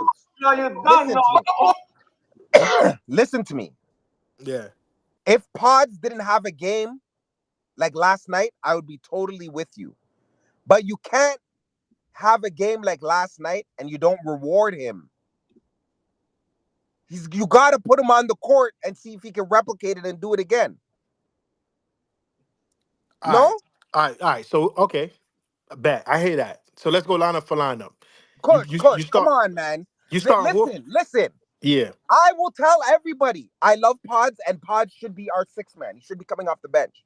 But Agreed. I'm personally telling you, Clippers, as much as people feel they're not a threat, from a matchup perspective, we just don't match up well with them. And that's okay. I think we're a better team, but matchup-wise, they're like literally our worst matchup in the West. There's no other team in the league who's a worse matchup for the Golden State than the Clippers. No, but so they don't we gotta have. make sure we're over here putting our best foot forward. I'm being real, bro. Shadow. We gotta give Pods a chance, bro. Tonight, he just cooked last night. He They cooked, don't have. bro. You can't put him on the bench from a mentality perspective. You gotta reward that. All right. So for one, they don't have some of the same personnel that they had last year, right? So the Chris Dunn is not starting. He's coming off the bench. The question is Bradley Beal starting? Because Bogey started the last game. Bill didn't play. Or Bill didn't start. Right? So if you just go from Zubac, you putting in Horford in the lineup for Zubac, right?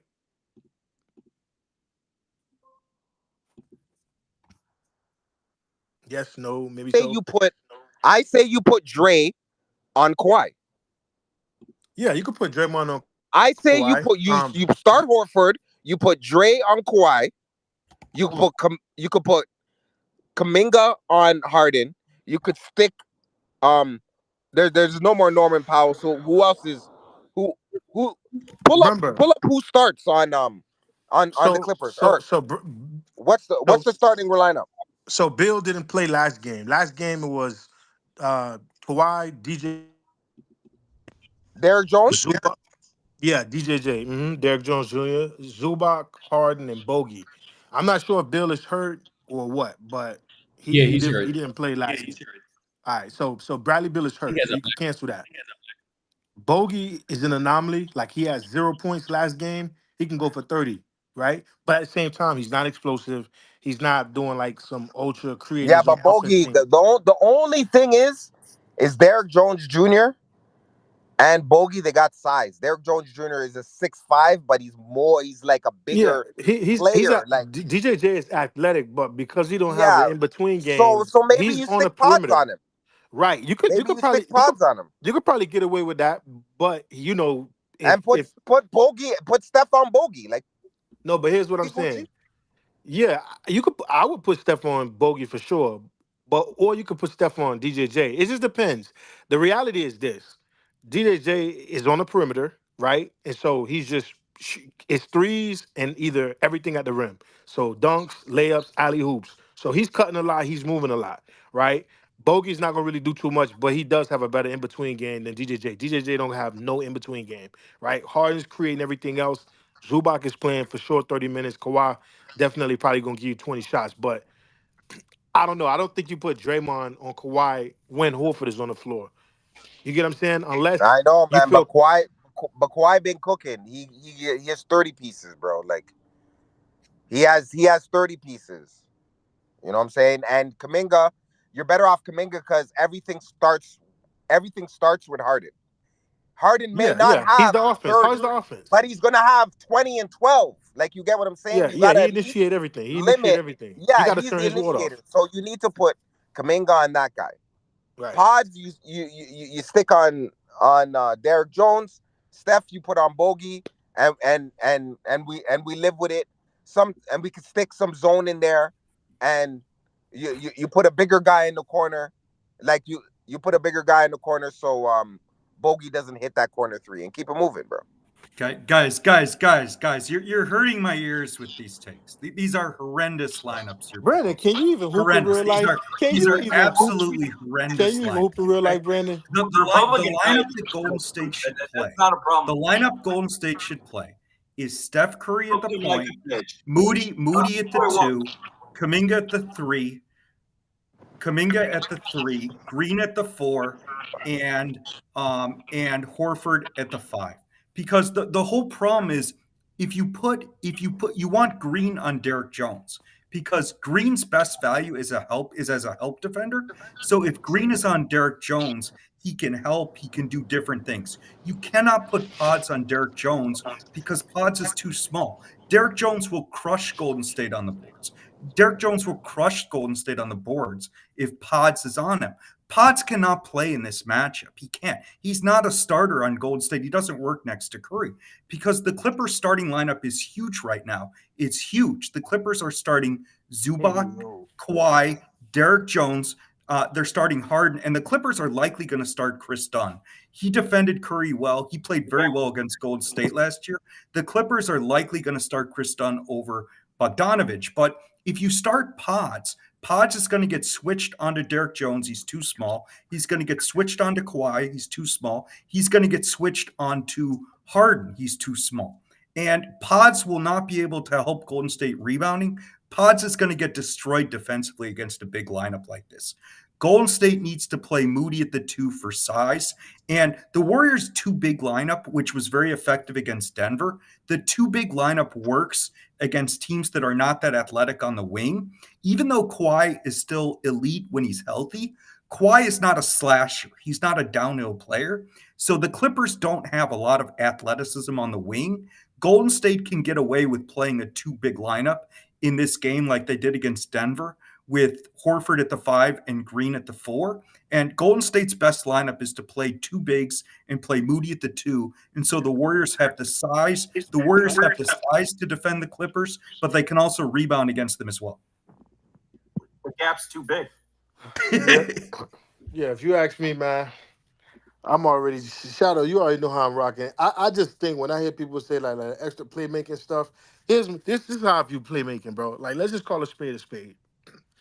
If you cannot create your own shot, and I'm talking about in between game, I'm not talking about somebody pass you the ball so you could dribble hezzy and pull up 3. That's not creating your shot, right? I'm talking about if there's a defender on you, whether you got to go left hand, right hand, whether there's a trap, whatever you need to do, right, to create space for you to make a 2-pointer or a 3, or for a teammate consistently creating your own shot. If you can do that, yes, I think your playmaking has value. If your playmaking is just solely based off of Steph being on the floor and 2 niggas double teaming him, so because you passed the ball and you ain't turn the ball over, we keep you on the floor for that, I just don't see the value in that, bro. You see what I'm saying? And I'm not going to knock it. From a coaching perspective, I think that's what a coach does. Okay, such and such played great this game. Let's reward him. I'm okay for that. You know what I mean? Because you're looking at it from a coach's perspective, and I can agree in that regard. But I'm just saying, long-term value, I'm looking at who could defend better and who gonna give me better buckets. You see what I'm saying? Moody went crazy last night. You need another sniper in that lineup with Steph, because we know that's not gonna really be Kuminga every night. We for damn sure know Yeah, that's but not but gonna if be you're Jimmy playing Butler. Moody, you can't play Pods, Bruce. You have to choose No, between Moody and 100%, 100%. That's why I agreed, and I am of the belief that I guess if you want to pick and choose when you start two, that's one thing. But I think Paz is a bench player, right? And when all I'm simply saying is, you look at what Moody did last night. What he did in giving you those 3-pointers, he blew open the game yesterday. That's what the Warriors need. Now, could you still get that off the bench? Sure, right? But sometimes, depending on who you're playing, you want to get that first punch immediately. Same thing like with the Grizzlies. Paz was nice last night, made all of his big shots or a few big shots early. So, the league was where it was, and then Moody was like icing on the cake. When you're playing these teams and you go up 7-0 and then they come back and you're running the game as a game of runs, I get all that, and then you just playing the odds. I'm looking at punching first and holding the fort down and not just being a third quarter Warriors and waiting for that surge. So I'm saying punching first, and you going to punch first with your better lineup, to me. Yeah, no, one other point too. What Shadow's saying, Shadow got played. Shadow got played because Pods has struggled all year. The West is bigger and more athletic. Pods can't defend against better offensive teams. Good offensive teams that are big, they don't cook, they obliterate Pods. They obliterate Pods. Minnesota, despite what Dumbtree in the stats in the chat said, Minnesota obliterated Pods last year. The Clippers obliterated Pods last year. The Clippers shot 55% against Golden State in the final matchup last year. That was a critically important game, too. That was a game that determined who was going to be in the play-in and who was going to be in the playoffs. If Golden State had won that game, Curry would have gotten very important rest, and he likely wouldn't have been hurt in game one. But my point is, Steve Kerr started Pods against Memphis because he knew Memphis did not have the personnel to expose Pods' defense. Memphis has old KCP and Jalen fucking Wells on the wing. So Memphis did not have the offensive talent to expose Pods the way he got exposed against Denver. And so Steve Kerr started his son against Memphis because he knew it was a good matchup for Pods to cook. But Pods does not work against good offensive teams. He doesn't work against big teams. And the Clippers are both a good offensive team and a big team. Pods should not start here. And for someone to propose that Pods should start like Shadow, it just shows that Steve Kerr played your ass. Dipshit Kelly, you were brave. You're cooked again. This nigga Brandon here, dog. Yo, you can't make this shit up. That dude is funny. I'm out. I'm out. I'm out. I'm out. That's crazy, man. I'm weak.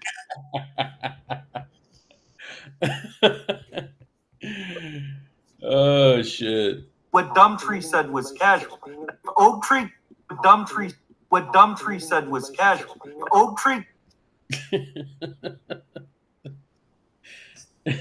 What up, TJ? Hey, Matt, right Matt, here. Stop talking to me about playing hoops, man. You're not like that in real life, Matt. Stop it. They're calling you Kendrick Perkins in the chat. The chat don't faze me, dog. The chat doesn't even exist in my real life. Well, the stage phased you, you little bitch. Hey, Matt. Takes are dumb like fucking Kendrick Perkins. Okay. So I'll say it. Short bus shorty. I'm out. Short bus shorty. Hey, Matt, look at this. Steph, Jimmy, and Kuminga plus 25. Oh, so you put him in great lineups. He rocks out next to Steph. Yo, Urkel, I think after what I've seen, JK needs to be the permanent starter, bro. Of course he does. It ain't nothing else to see. Of course. You can't put a short leash on young players. Enough with the short leash bullshit, bro. Like, you need him out there. We don't have any. What's the defensive rating with those? Let me see. They're like at a 110 right now. What's going on, y'all? What's good? Yo, what's cracking? What's going on? Yeah, it's been a glorious morning. Like Sage? Hey man, Yeah. it's been a glorious morning. Gigi Lemon is in Sade's mentions, frying him, bro. Every day. Like, Every day I'm on that. He don't even reply to me no more. He don't even want no more problems. Every day he calling somebody Oh stupid. Now shit! he don't want no more problems. Oh shit! That's just wild. I can't, man. He's a funny guy, man. I think it's funny how like everybody's trying to like pretend as if JK just magically decided I want to win today, so he's gonna play good basketball. Fuck out of here, bro. He like he took a leap. This is true. He did like take a leap defensively. I think with the IQ stuff, I think with the rebounding and the passing and stuff like that, I do think he got better. But he was always doing shit like this. It's just he would get benched after his first turnover or two. If you watch the games from even last night, even before that, like he would turn the ball over in the first half, or he would have like like shaky first halves, and Steve Kerr would put him out there. First, because he is on a contract, so you got to play him. Secondly, because you need him. In other situations or in past years, Steve Kerr would have just benched him for GP2. GP2 would have played 30 minutes, JK would have played 13, and the game would have been that. But also, too, Gigi, what's up, y'all? He was in the wrong position. He was playing a 4. He's a 3. Facts. There's that too. He would like he did But get better. I'm not gonna sit here and lie like and pretend like he didn't get better. But this is not like a whole 180 turn, bro. He was yeah, already but doing but shit like but but this. Gigi, what people got to understand, right? Wiggins was your 3, right? Draymond is your 4, but Draymond is going to play the 5 in pivotal moments. So what Kerr was trying to do was kind of have him be that in between player as far as in the 4 position. But it always backfired. And then acquiring Jimmy Butler really didn't make any sense either because you really didn't want to stay with Draymond at the 5, but Jimmy Butler's a power forward essentially. You know what I mean? And so you don't want to play Kaminga at the 3. It's almost like now your hands are tied. You just got to try something, and you trying it, and you're working. And if for people who don't understand the game of basketball, I'm not talking about dick riders and niggas trolling in the chat, because I could just tell who don't know how to play basketball or understand the nuance of position basketball. You're asked to do different things based off of your position, right? You're in a particular different spot, whether it's at the elbow, whether it's on the box, whether it's on the wing. It's all predicated to what your position is and your role and what's expected of you, right? And so some of these little things that might seem like he wasn't really doing it before is just be simply because he wasn't playing this particular position before. You see what I'm saying? And again, Oh more my, I did reps, not know what I was talking about. more reps. What'd you say, King? Or is that a soundboard or what? Oh my, I did not know what I was talking about. Oh, okay, yeah. Okay, okay. My That's nigga King don't even know what a split action is. For sure, he don't know what he was talking about. Yeah, but yeah, bro, like it is what it is, bro. A lot of people was doubling down. You know what I mean? Hopefully they just join the real side. But these boys is doing what they're supposed to do, man. And Kaminga is vital. 100%. You know what I think is like very funny as well for this team? I think that like Steve Kerr, we got to give a little bit of credit for Steve, man. Because like, and I don't know if it's just Steve or it's his coaching staff, but Steve has been doing a good job at trusting his team. I think this is a good idea. Like what he's doing out there right now I think is a good job. Because GP2 is out there shitting himself, and he could be out there just playing GP2, and he's not. So I do appreciate Steve for like keeping the right players out there at the right time. And OG Trey, this is not just a roster issue because we heard him say it after the Nuggets game. He wasn't the one that suggested that lineup to close the game. Oak Tree. It was his assistants. So he's kind of had certain personnel that he could have played, and he chose not to. Okay, let's go Band. I don't know. I don't know that I would give Steve Kerr Hey, too let's much go credit. Band.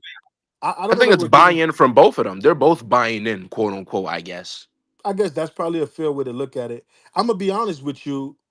I have always made it clear from day one, right? Whether some people are saying Kaminga's not playing because he's not doing this and he's not playing because of blah blah blah blah. And what I use, because I like to deal with facts and not what they do in the chat, like OG Train King, which is Dick Rod, right? Oak Tree. Jordan Poole went to the G League, Oh did my, everything they said Jordan Poole did everything they wanted him to do, from cut his hair, cut out the antics, and focus on hoops, focus in the G League, you name it, right? Basketball, basketball stuff, and he improved to the tune of a chip. And that wasn't good enough. He got paid, yes, but he still got benched, right? And even when he made mistakes, what happened? Jordan Poole's minutes got cut back. Dante DiVincenzo's minutes increased. So from a young player's perspective, who the ultimate goal is to win, who prove he can win, who prove he can start, who prove he can complement the starters, did almost everything you asked him to do up until he lost his powers because he got punched, that got exposed, right? And he was traded. I just think Kaminga just was not given a fair rope, like a lot of these players. And again, a lot of these players, for example, you look at Moody and Pods when Jimmy Butler was acquired, they were playing better, but essentially that was based on the collective. And so it just ultimately looked like, yeah, Kaminga's just not good. And those two players are good. So I don't know, bro. Again, some people got agendas. Again, a lot of these people can't even lace it up and go play ball in real life. Never have. And I'm not talking about on no duck level with like your family friends. I'm talking about on some real elite level. A lot of you niggas can't just dick ride and play 2K. So it is what it is. You feel me? Hey, These we boys. ain't dissing 2K now. We ain't dissing Nah, 2K. I would never diss 2K. But what I'm Bruce, saying Bruce, is Bruce, a lot of these boys think you they know sound like hoops. Kendrick Perkins with A your lot of these dumbass boys takes, alright? think they know Bruce, hoops you sound just like based Kendrick off of Perkins that. with your take, alright? I agree with what you're Anyone can saying say though, your a take, thousand alright? percent. Benjo, your bus You're is on the way, Kendrick Benjo. Perkins, Benjo, alright? your bus is on Not the a way. The playback, school bell okay? went off, Your Benjo. The takes are school so bell is going stupid. off. Benjo, when the school bell went off in your class, didn't you stay in the same room? With your mom. Nigga was in a class for the whole day. Don't Yeah. come in here I had to talking to call me your mom about up to pick nothing, me man. up, you little Yeah, I bitch. know. Yeah, I say I know. I say Clay's disclosed, bitch. Yeah, I know. I'm proud of you, Benjo. Nobody ain't never tell you that. I'm proud of you. Kendrick Perkins, you can shut up, alright? Go smoke Yeah, some out. proud of you, brother. They go smoke a black and mild. What the fuck? Yeah, that's what all black people do, huh? Smoke black and miles, huh? I'm so fucking weak, bro. You racist cunt. Don't worry. This shit is frying me, bro. Black Lives Matter. You racist cunt. Black That's, Lives Matter. that's what your people think. All black people Oak smoke Tree. black and miles and drink E&J, right? 2 Chainz. I've never heard Bruce say "cunt" before. 2 Chainz. Oak Tree.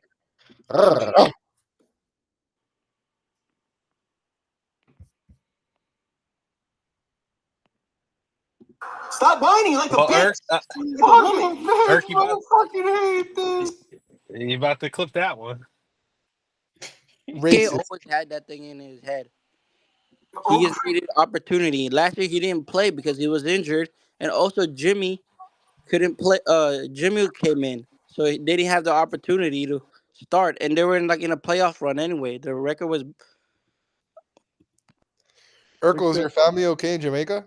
Fix your list, Benjo. Um, I hope so.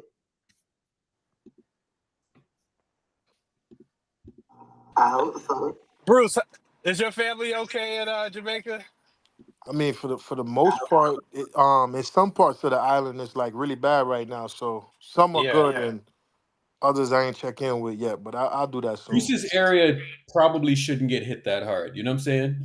No, Portland, Portland, Pretty bad. Portland is okay, but it's Yeah. the other places like Ochi and Montego Bay and the west part of the island, and like from Kingston to the west part is kind of like crazy.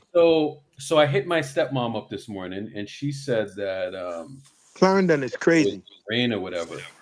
Look But like I've a been mudslide. following this one dude from high school, right? Like I have him on WhatsApp, and bro, like it don't look good, man. It does not look good. Yeah, bro. He lives on like that southern part. It looks like, and Scary. it looks really bad, bro. I'm seeing all types of photos. Yeah. Urkel's not too old to have a stepmom, brother. Hey, is she fine? No, she's not. Is she fine? My stepmom's from Nicaragua. All Nicaraguan women are bitches, bro. Oh Nicaragüense. my goodness. Why you Man, always be so flagrant? Like I keep telling you, like I'm just saying they have really bad. Those women in yeah, Nicaragua but have just attitude. read where you at. You know what I mean? Like you I'm you you you, sorry. I'm you in sorry, some. Brucey. I'm sorry, Poopy. I mean, I don't have a playback, bro. I'm just trying to respect Fucking Urkel joint. That's I all. fucking hate this. Yo, that thunder shit's aura though.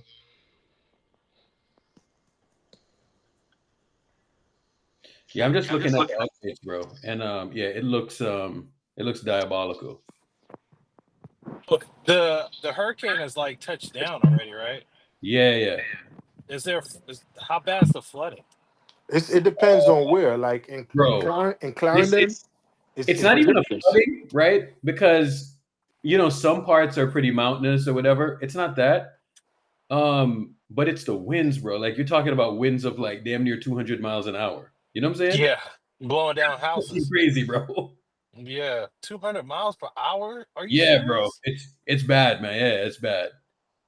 Oh, that's crazy. The Yeah, houses are dog, that's what gone. I'm Then saying. So, you can't even hunker down because you don't even know if you're gonna be able to be in a room. dog, I don't know like what structure can really survive that. You know what I'm saying? It's bad. Yeah, prayers up, bro. You've been through a lot already this year, man. Yeah. Yeah, I'm looking at Yeah, so come on. because even like Saint Elizabeth, Irk, Yeah.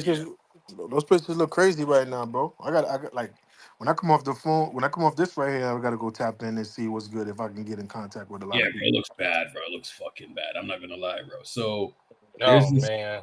there's this part like the high school where my stepmom teaches at. Um yeah, it's getting demolished right now. I'm just looking at the photos. Gee. Yeah. I'm seeing like crazy flooding right now. Text me those, bro. If you can. I'm gonna try. These are not on Instagram, I don't think. This is like Okay. through stuff, yeah. Okay. Where's this at? This looks like it's in. Yeah. Look at that, bro. 175, 185. Good. Goodness gracious. Yeah, let me see if I see anything on Instagram. Yeah. These are like people just posting shit. Okay. Yeah. Yeah, work has been crazy. I haven't really been able to check like the timeline and everything. So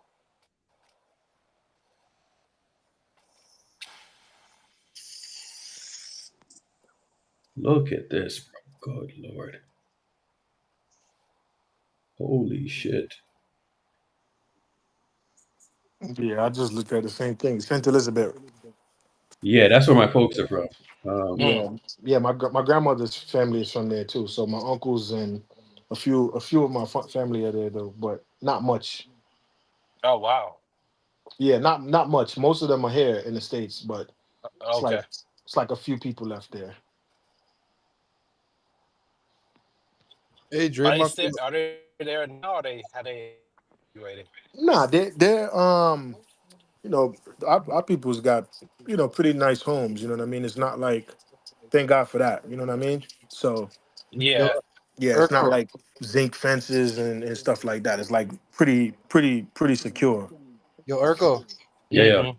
You saw how Draymond listed his contenders in the West, and he didn't list the Rockets. He didn't. Look at the chat and play the video. Hold on. What's funny before you play that video, Irk?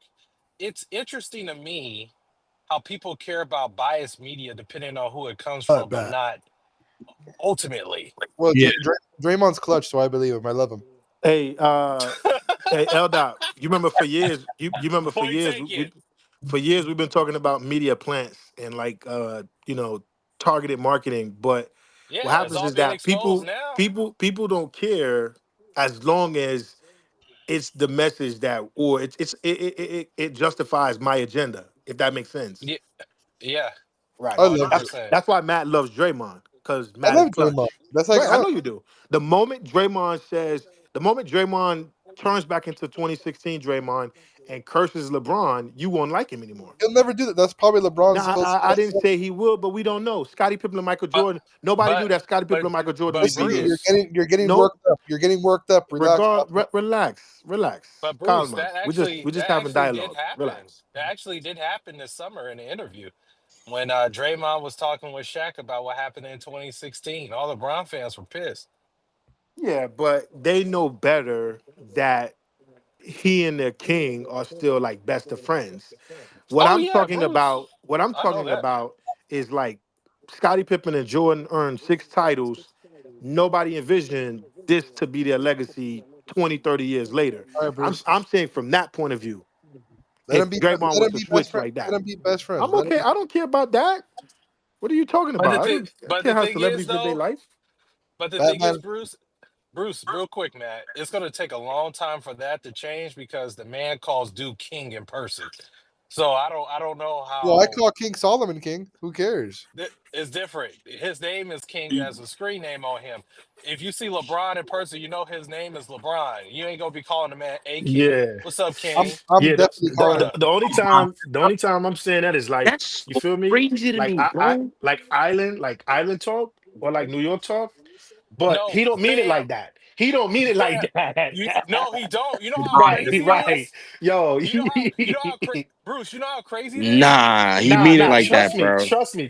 I know, Who I know he Bro, mean it he like mean that. it like that, bro. Bruce, He's Bruce. No. What Wait, bullshit. I'm wait. saying is, no. Bruce. Yeah. This is Hey, what Irk. Matt needs. This is what Matt needs. Thank you, Daddy. Thank you. Oh, wait a minute. Thank you, Daddy. Wait a minute.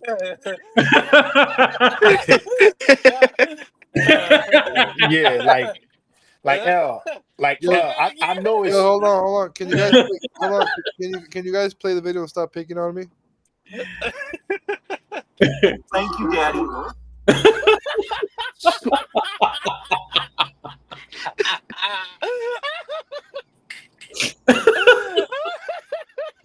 Oh, that's what Brandon was fighting with YG. That's a legendary clip already. He said that. He said it like in a horny way Oh too, bro. man. Oh man. You know it's gonna be funny when Clip where Irk cues the Clip, he's a freak. Yo, it's hilarious when Brandon now calls Stackhouse or Stack shit. Oh my Oh, god. shit. That's funny as hell, bro. Oh my god. Hey, but speaking about Draymond calling LeBron King, you know how bad it is? Dudes from Clutch are like, what is Draymond doing, bro? yeah. Yeah, So Dudes yeah. are like, I can't even like I said, I and can't even dudes from Clutch is like Bro, looking at him crazy some for people saying call that. This Steph is Chef. what? Some people call nah, Steph calling Chef. Chef has nothing to do with anything. What are you talking about? No, It is. You're gonna call him you can Chef, bro? you can call No, somebody a but see, chef, Yeah, you're but when reaching, bro. I you think you reaching, still man. missed it. I think you missing it. If you was referring to just like black man to black man and you saying like king, that's one thing. I don't think that's the point based off of what L Dot is saying. He just honestly he has this specific reverence for him that ultimately you ain't got for nobody else. That's his That's idol, Bro, bro. if That's if his you calling Jesus. niggas if you calling niggas king, you gotta call every other nigga king, that's bro. what I'm saying. You know what I mean? So like you say peace king, that's like a figure of speech because Exactly. You you just bigging talk up. like that, so that's Right, how you right. say Hey, shit. I'm hey, familiar with that. do you think he called Steph King? Hell nah. Hey, bro, come on, bro. He ain't going around calling Jimmy King in the practice facility, bro. No, he Yeah, yeah. I don't know. A LeBron dick sucker. Exactly. not. Yo, not even Brandon just said that, but Andre Iguodala literally did the gesture. Yep. Right. Yeah, bro. Well, that There's no, was there's listen, no coincidence. Eldot. That is the craziest clip of all time. The The Iggy shit. craziest. Nah, Right? It's it's a much needed clip because it No, but shows Bruce, you how people. It's a much that needed means Steffi talking shit behind Draymond's back like a little No, bitch. actually, no. See how you get into your feelings and get all emotional. He They just did it. creating shit They in his did it. head, bro. They did Just it. bring that They did it in front of the camera. They did it where the whole world could see. It's nothing But about talking Iggy did behind it. your back. Iggy But did It's true, it. letting Iggy did it. It wasn't Steph. It was just Iggy. right. No, but regardless of that, regardless of that, I don't know why he would be of the mindset that they're talking behind his back. No, they're doing it for the national news to see. Get off this man's dick. Feel me? And these are your Yeah. brothers Yo, doing that. you These are think your brothers. No, Bruce, stop it. Bruce, Stop it. Stop it. you think Draymond? I wonder what Draymond thought when he saw that clip. Nothing, because I think, let me tell you something. First and foremost, Draymond, keep telling people his value is not in the box score. Don't look at how much points per game he's averaging. Don't even look at how much assists or rebounds he's getting. His his how you quantify Draymond is his mindset. He's ultra calculated. He's super smart. He's super attention to detail, so he knows everything, bruh. Like, you don't know what people been saying about you for the years, as far as crying for Kevin Durant, right? Losing in the finals, then redeeming yourself in the finals, or whatever the case is. So he's very in tune with what people say and things like that. But I just think he kind of went about it from a different perspective and just say, yo, I'm going straight business. And you know what? Me and Bron gonna be straight. He coming out west. And for some, I don't know who broke that ice, but obviously somebody broke that ice and y'all became. It wasn't a person, it was a check. All right, play the video. I want to hear the contenders. Can Yeah, get to the and it could have Western been a check. Conference, which is a complete bloodbath. And obviously, we're only 3 games into the season. Everybody's jumbled up somewhere from 0-2 to 0-3 to 1-2 to 2-1 to 3-0. We're all right there. But if you cannot see at every night, the Western Conference is going to be a bloodbath. I mean, look at our game against Portland. Like, Portland looked like a good team. So when I look at this conference, Spurs look good. Like, but when I look at the conference, I think the true contenders, in my mind, when I think about this, is like OKC, yours truly, the Dubs, back in the Dubs Invitational. Denver, obviously Joker, champion, always going to give them a chance. They always going to be right there. Nightmare, matchup nightmare for everybody. They always, the way AG's playing, Aaron Gordon has looked good. They're always right there. You know, they're gonna make a run for it. And then I think you got to look at both LA teams. Like, both of those teams need good breaks, right? Like, you got Bron starting off the season on the bench, unhealthy. We just found out that Luka's going to be out for at least a week, you know, with some injuries, you know, and so they'll need it to break, right? And then obviously the Clippers will need Kawhi to be healthy. You know, Kawhi is starting the season off strong. They'll need him to be healthy, right? Like, and again, we all need health on our side, but they're going to need health. You know, you need Kawhi going through the full season and being healthy coming out of it. You know, and you know, obviously Kawhi has struggled a bit. Not his fault, just what has happened with his body. And I know how much it means to him to want to make it through this entire season and make a run at it in the playoffs. You know, he hasn't quite had that opportunity in a while. And so I think with a couple breaks for them, couple breaks for the Lakers, they're serious. But those are the teams that I see right now out the gate where I'm like, yeah, I think those are the contenders in the West. Clippers are the polar bear in that, but whatever. No Rockets mentioned. Be mentioned. Huh? Why should the Rockets be mentioned? No, I'm just saying that because a lot of people believe that the Rockets are like a real contender. Because of who? Kevin Durant? Well, Urkel thinks they're real contenders, and a lot of Warriors fans too. Man, I told you niggas they're playing team. I don't. Maybe If they had Fred, they would have been a real contender. I think if they had Fred, they would probably be finishing as a 6th seed, 5th seed, but they don't. So that's just me. Again, I stand alone. That's just my opinion. I think with Fred, they're probably a 5th seed because they're not better than OKC. They're not better than the Warriors. They're not better than the Timberwolves. You feel me? And then you could toss up, you know, that 4th spot with any team. You know what I'm saying? I don't think they're better than Denver. So I don't know where that would put them because I for damn sure don't think the Warriors are a playing team with this roster healthy. You think the Timberwolves beat the Rockets if they were fully healthy? The Timberwolves in the playoffs? Yeah. Yeah. Hell no. Man, come on, bro. I done seen. Listen, let me show you how I view the game, though, player. Right? When I see Ha, man. Anthony Edwards take your food in a sweep, right? When I see you dethrone Jokic, right, and I see you gentlemen sweep the Lakers, like all in the past 2 years, we've seen what he has allowed that team to do in the playoffs. I'm giving him the advantage. Feel me? Phoenix didn't even make the playoffs last year. And for whatever reason, you could tell me the defense, and I'm not going to argue with that. The Warriors was cheeks for most of the last year because of, injuries and lineups and, the list goes on and on. They still found a way to at least win a playoff series. I don't get that same impression, man. I just don't. You know what I Bro, mean? that's what I was saying, Rav. They were second seed last year with a top defense. Right. And They then were they second. added KD. But look at what they but watch this. They were second seed last year with a top defense. Their leading scorer was Jalen Green. And by no means of the imagination am I comparing Jalen Green to Kevin Durant. I'm just referring to last season. Yeah. Jalen Green, career year, he was their leading scorer. And in the playoffs, he was a shell of himself. They went home in 7 games. They have gotten rid of him. They've gotten rid of Dylan Brooks, who I thought was vital to that team as well. And even though Amen is becoming a young star, right?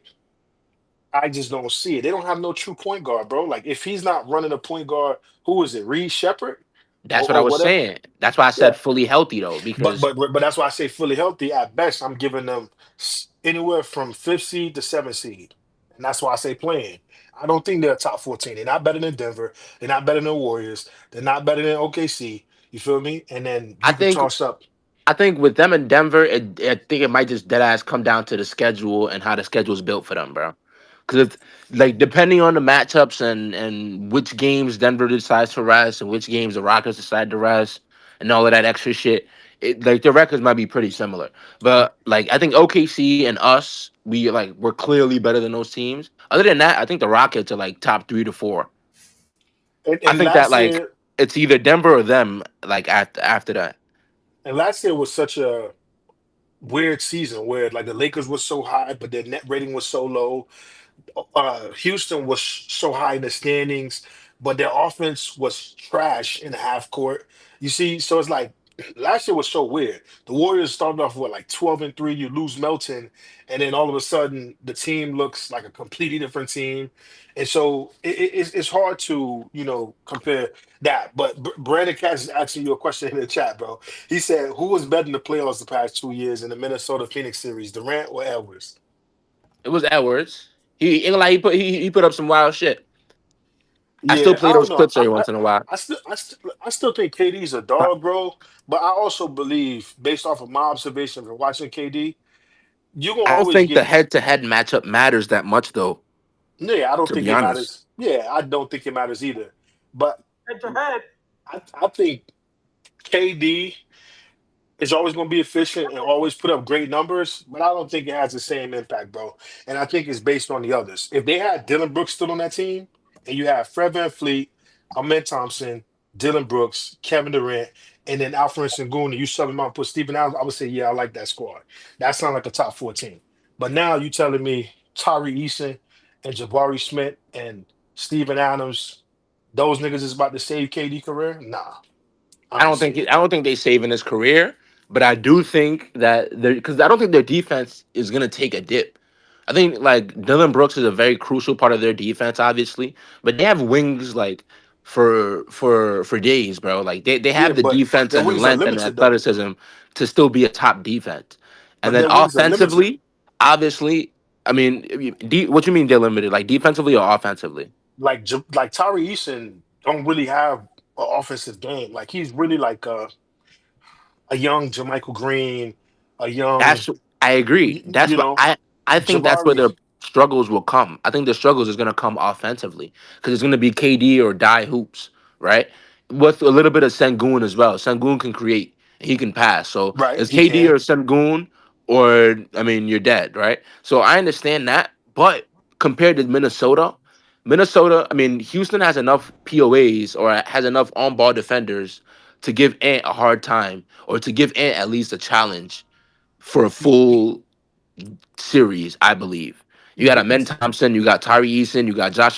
They got like 3-4 solid high level defenders on the ball on But that team. the main thing that they DFS. don't have, the main thing they don't have though, fam, is a true point guard, right? When Phoenix had a good record with Frank Vogel, right? They had a point guard.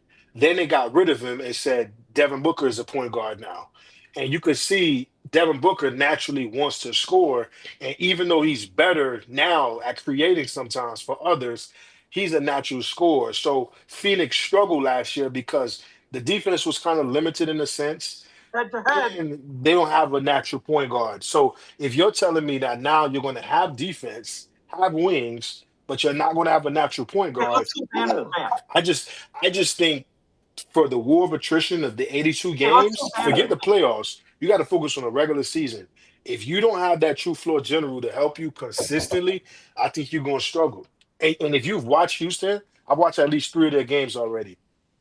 They fighting to get a win, bro. It's not like it's been easy. Like I've been watching the Warriors games, they look easy. I'm like watching Boston lose, they're struggling. You see, so like some teams you can see it, they're struggling. Others are like Philadelphia is playing better offense than Houston right now. And I don't even know the numbers. I don't even know the numbers, and I'm gonna just go look it up. Just from what my eyes are telling me, Philly has a better offensive rating than Houston. Bruce, Yeah. this What is else? how I see Houston, right? Mhm. And we'll see how it plays out. But last season, they had like a top 5 defense. They had a top 5 defense last season, and they replaced Kevin Durant, or they replaced Jalen Green with Kevin Durant. Okay, so they play a different type of style, bro. And you know, I think if you were to model it and you'd be like, what would their downfall be? Their downfall is going to be on offense, right? So we still got to see what it looks like. But, right now, when I look at it, they've played, 3 games and they have like a top 5 offense. It's still early. They're like a 122 offense right now. But the thing for them is where's their defense going to be at? What type of defense are they going to play? So it's still early, The but defense is yeah, it is. And the defense is middle of the pack. The defense is yeah. 14th.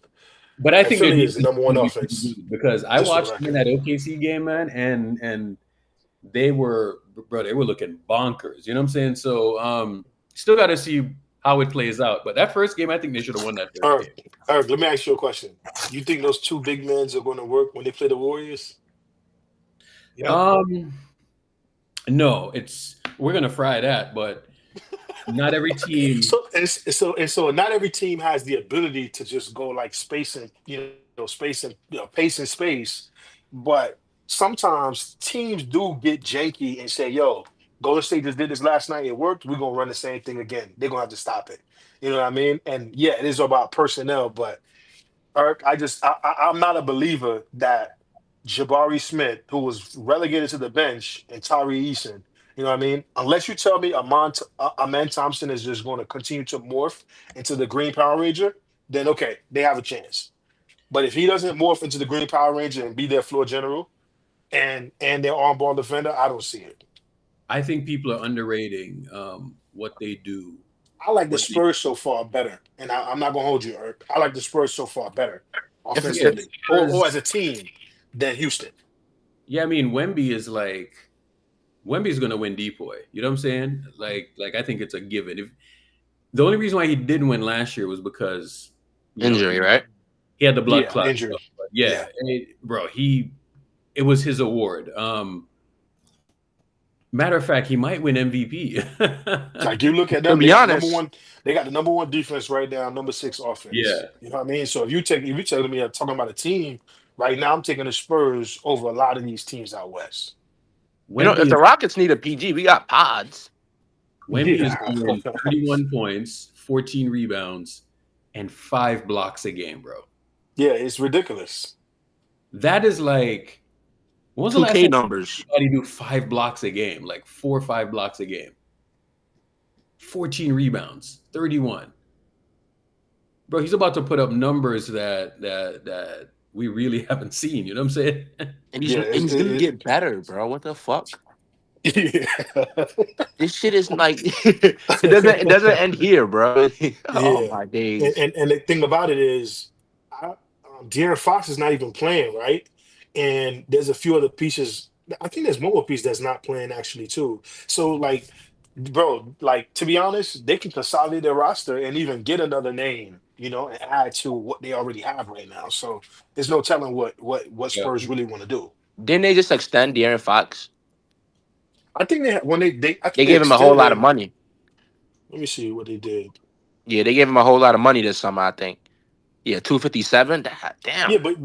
but did they do that in hopes that he and the young bull are going to play together though? Because what's my guy's name? Stefan Castle. I mean, Stefan is like he's the point guard, so it's They're gonna like end up. They're gonna end up trading Fox because of Harper. and that's what I'm saying. Like you feel me? I can see them consolidate because I think the plan was to just go ahead with Fox. I'm not even sure why he's not even. I don't even know what injury or whatever he got. If they trade Fox for like a wing, like OG or someone really good, they're gonna be scary as fuck.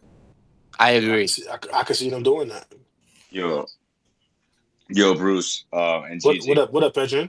Yo. I'm so glad you guys are talking about this Oh, topic specifically because, Dumb tree. like, we been complaining about the Warriors not having a solid shooting guard for the last 2 or 3 years, right? And Yeah. just look Boy, at the Spurs. Kaminga, man. My boy Look at Kaminga. You see what Kaminga did? Yes, Benjo. Yes. We all so happy for Kaminga. Yeah. But follow me.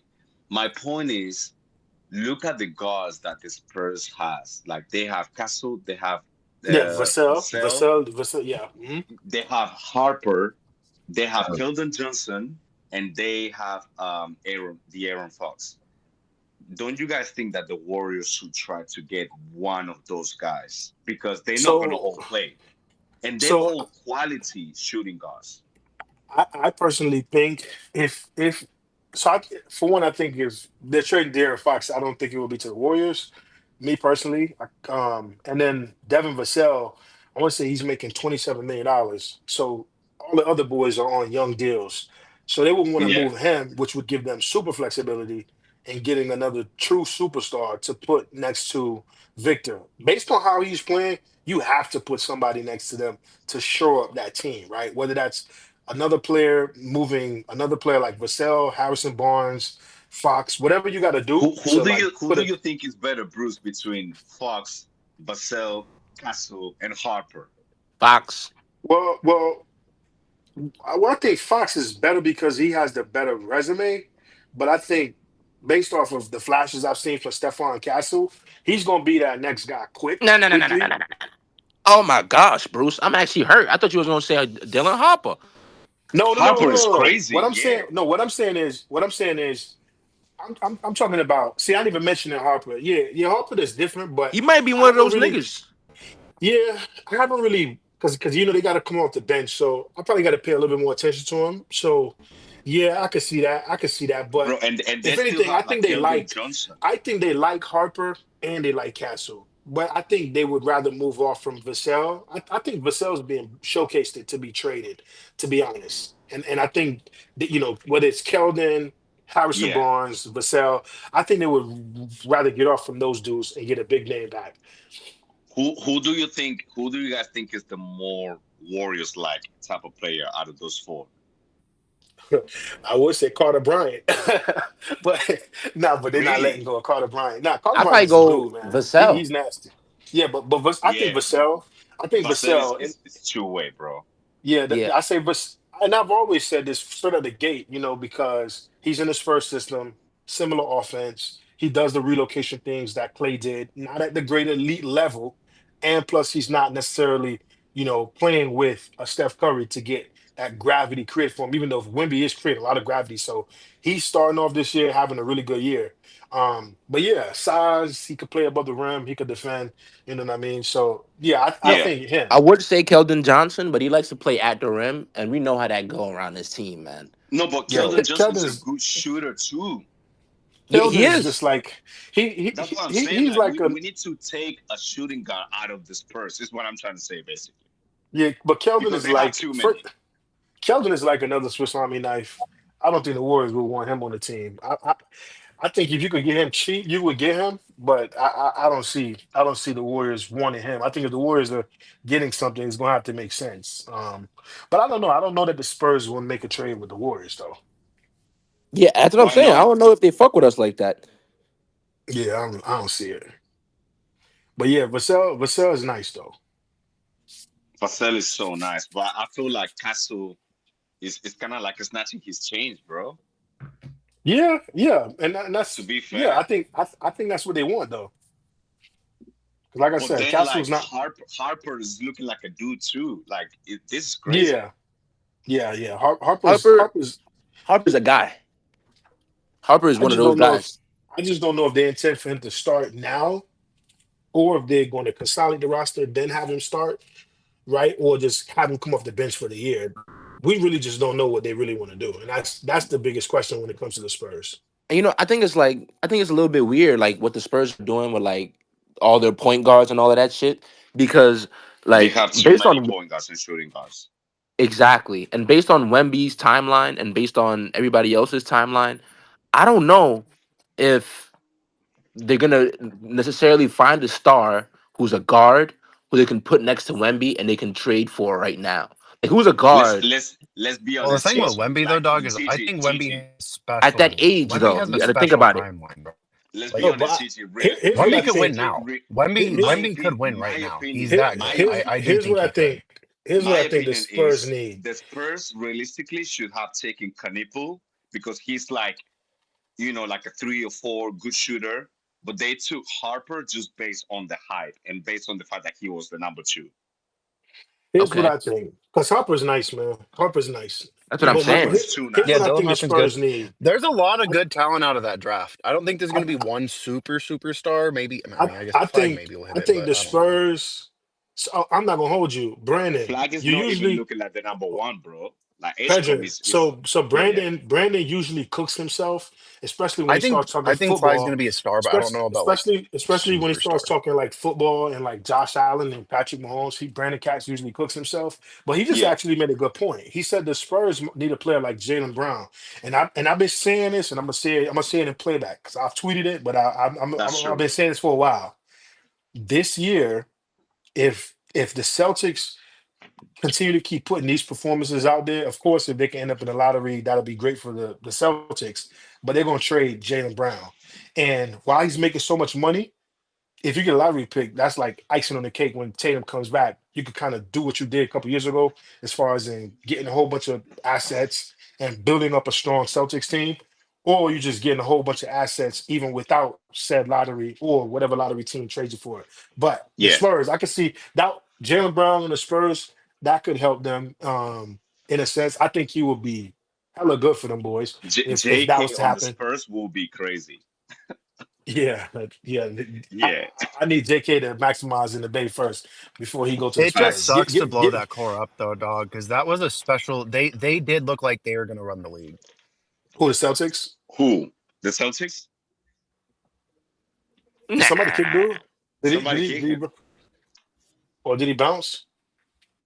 I don't Yeah, know. I guess they looked like it, but they didn't look like it last year as far as in like the season aspect of it. The injury sucks, but you just got to use common sense with a second apron and what Jalen Brown is making and what Tatum is making. The only way you really gonna make that team better is you're gonna have to trade one or the other. You know what I mean? And they're not trading Tatum. But the Spurs also need, I think, a big man who can play 5 and 4, or at least complement Wimby enough so he don't have to put his body on the line too much. Because I don't care. He like a young Ralph Sampson, but that frame is not really meant to withstand a beating at center. I agree. Yeah. They got to go get them a stiff or something. Tiago Splitter or somebody who could take a beating and then let that boy cook in the closing minutes.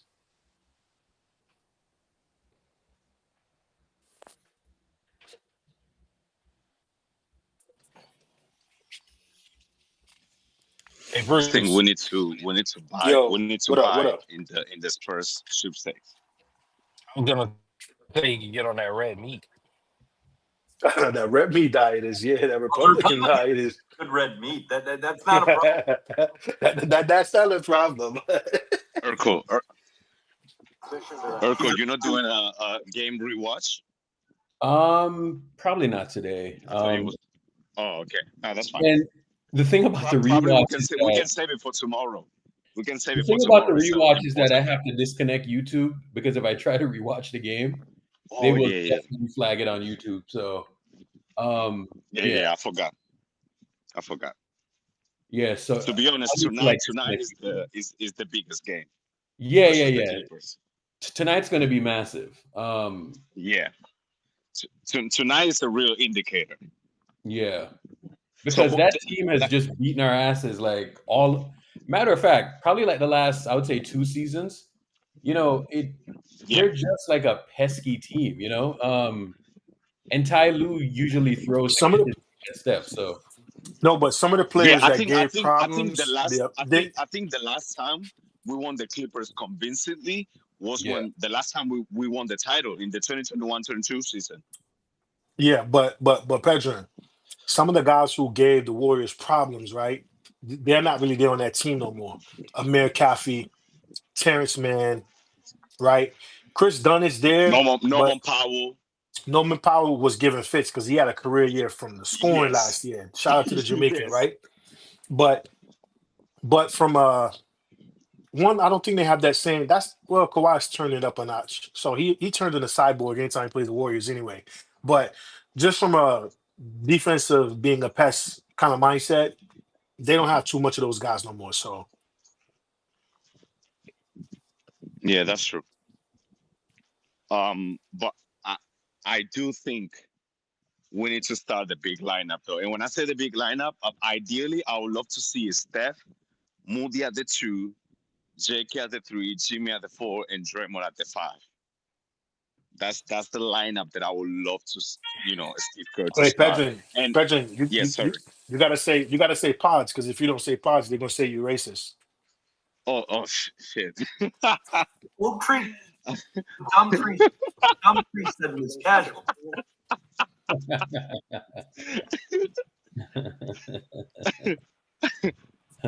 The only reason why I think we should try to start Moody, fuck it, even if you sit down JK, yeah, I just feel like if we put like JK Moody, like with the long pause defense, like, I think with Moody's wingspan and JK's POA, and then we have like Draymond and Jimmy controlling like the back line. I think we have a better chance to start the game, not getting blown out, because I'm just not too sure about Potts at the 2 from the defensive standpoint versus the Clippers. I'm just talking versus the Clippers. I think Potts should continue to be a starter, but not tonight. Like Pods isn't like that bad of a defender. Like the on-ball stuff is kind of shaky, but outside of that, I mean, he's a pretty good defender. Yeah. He's a good team of ball defender.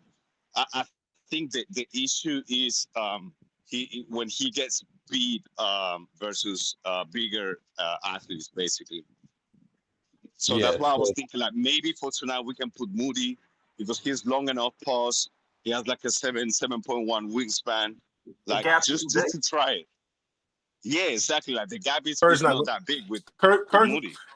Here's what I'll say. I don't think Kerr's going to do that.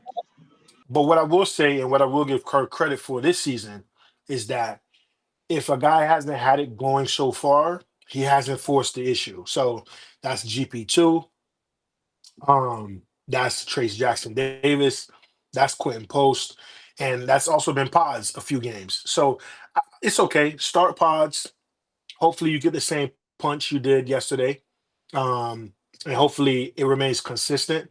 But if not, just play who's being productive. And then if a person is not, you got to taper their minutes. Just taper the minutes back.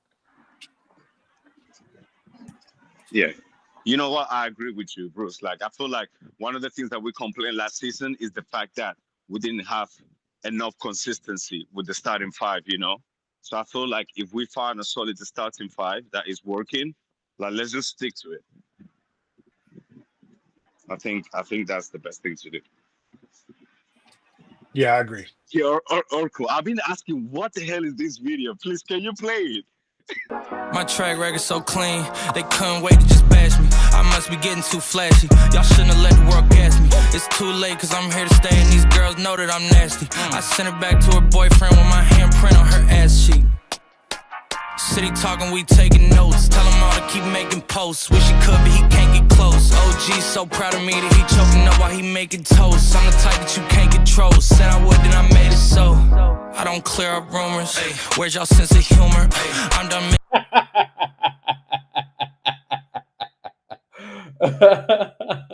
Yeah. He definitely say, what up, my nigga, off camera. Where's y'all sense of humor? I'm done making jokes cause they got old like baby boomers. Turn my haters to consumers. I make vets feel like they juniors. Say your time is coming soon, but just like Oklahoma, mine is coming sooner. I'm just a late bloomer. I didn't peak in high school, I'm still out here getting cuter. All these social networks and computers got these pussies walking around like they ain't losers. Pods. Here's my favorite though. Shanda Pods. This one is my favorite. This one I knew. This one I knew. This one is my favorite. Just give me the light. Just give me the light. Just give me the light. Just give me the light. Yo, yo. Just give me the light and pass the joe. What's another buckle of more? Yeah, let me know my sights and I got to know which one is gonna catch my flow. Cause I'm in the vibes and I got my dough. What's another buckle of more? Yeah, them looking hype and I got to know. Could I be your protector? You're buff in every sector. Every man around them want on your inspector. But you know let them threaten, I grill you with no lecture. But them for a drill, not them fuel injector. And them a infector, disease collector. Now for them a go like them walk come wreck ya. Don't know the part where you got in your center. But you know you not let them guys they affect you, yo, girl. Just give me the light and pass the joe. What's another buckle of more? Yeah, let me know my sights and I got to know which one is gonna catch my flow. Come in at the vibe. Yo, Dre, we still waiting for that email, my guy. Still waiting for that email. Everybody know that you ducked. Still waiting for that email. Just saying. Still waiting for that email. Nah, we ain't gonna dead this, bro. We still waiting for that email. Is he commenting in here? Oh, no. He's commenting. We still waiting for that email, my guy. Yo, Dre, say the Denver Nuggets. Still waiting for that email. And I'm still waiting for you to show up to Phoenix because I'm going to slap your bitch ass when you do. Just cuz. Still waiting for the email. Yo, he copies us whenever we do. We comment. We commented on his YouTube shit. Hey, block me from your room and block me from your YouTube.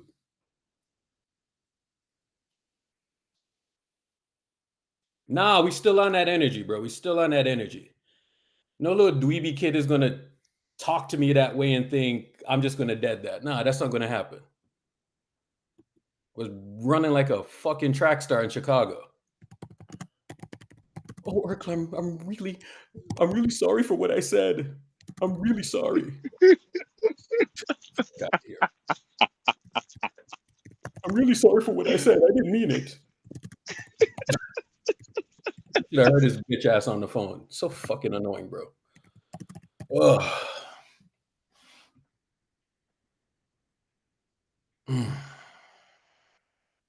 Anyways.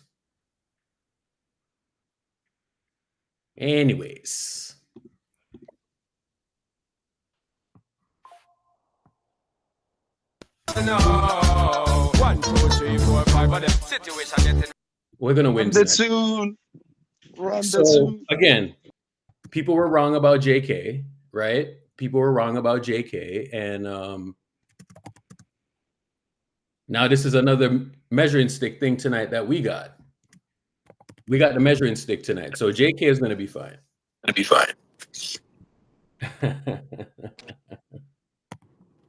You think Be careful, he's watching what's up, y'all? popping your Can y'all hear stuff, me? bro.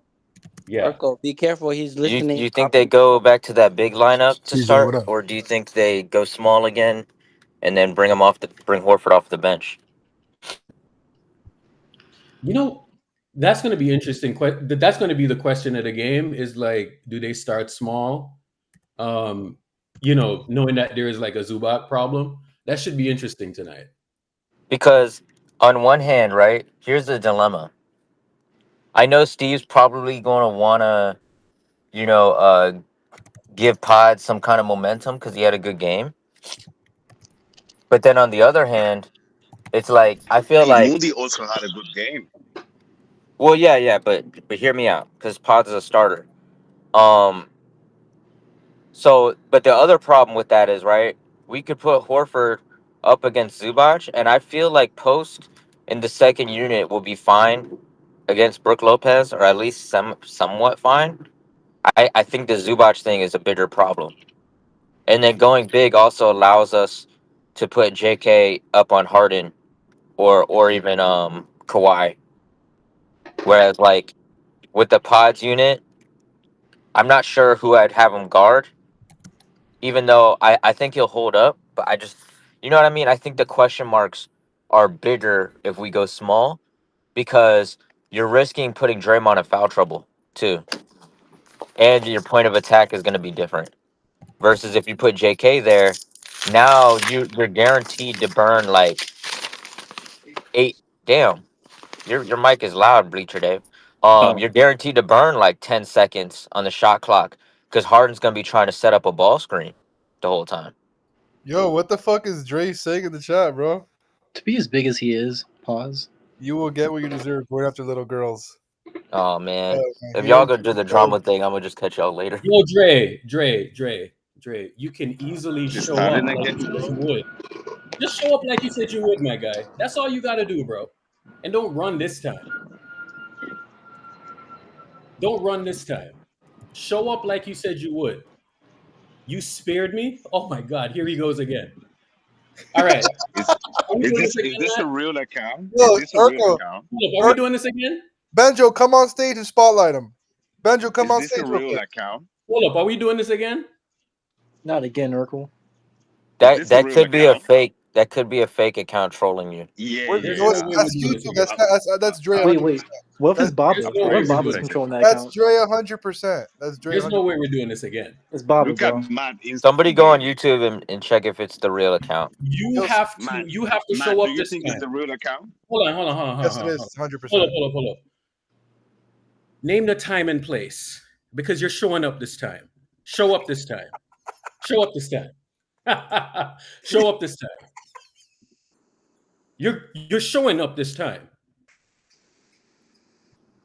You're showing up this time. You're showing up this time.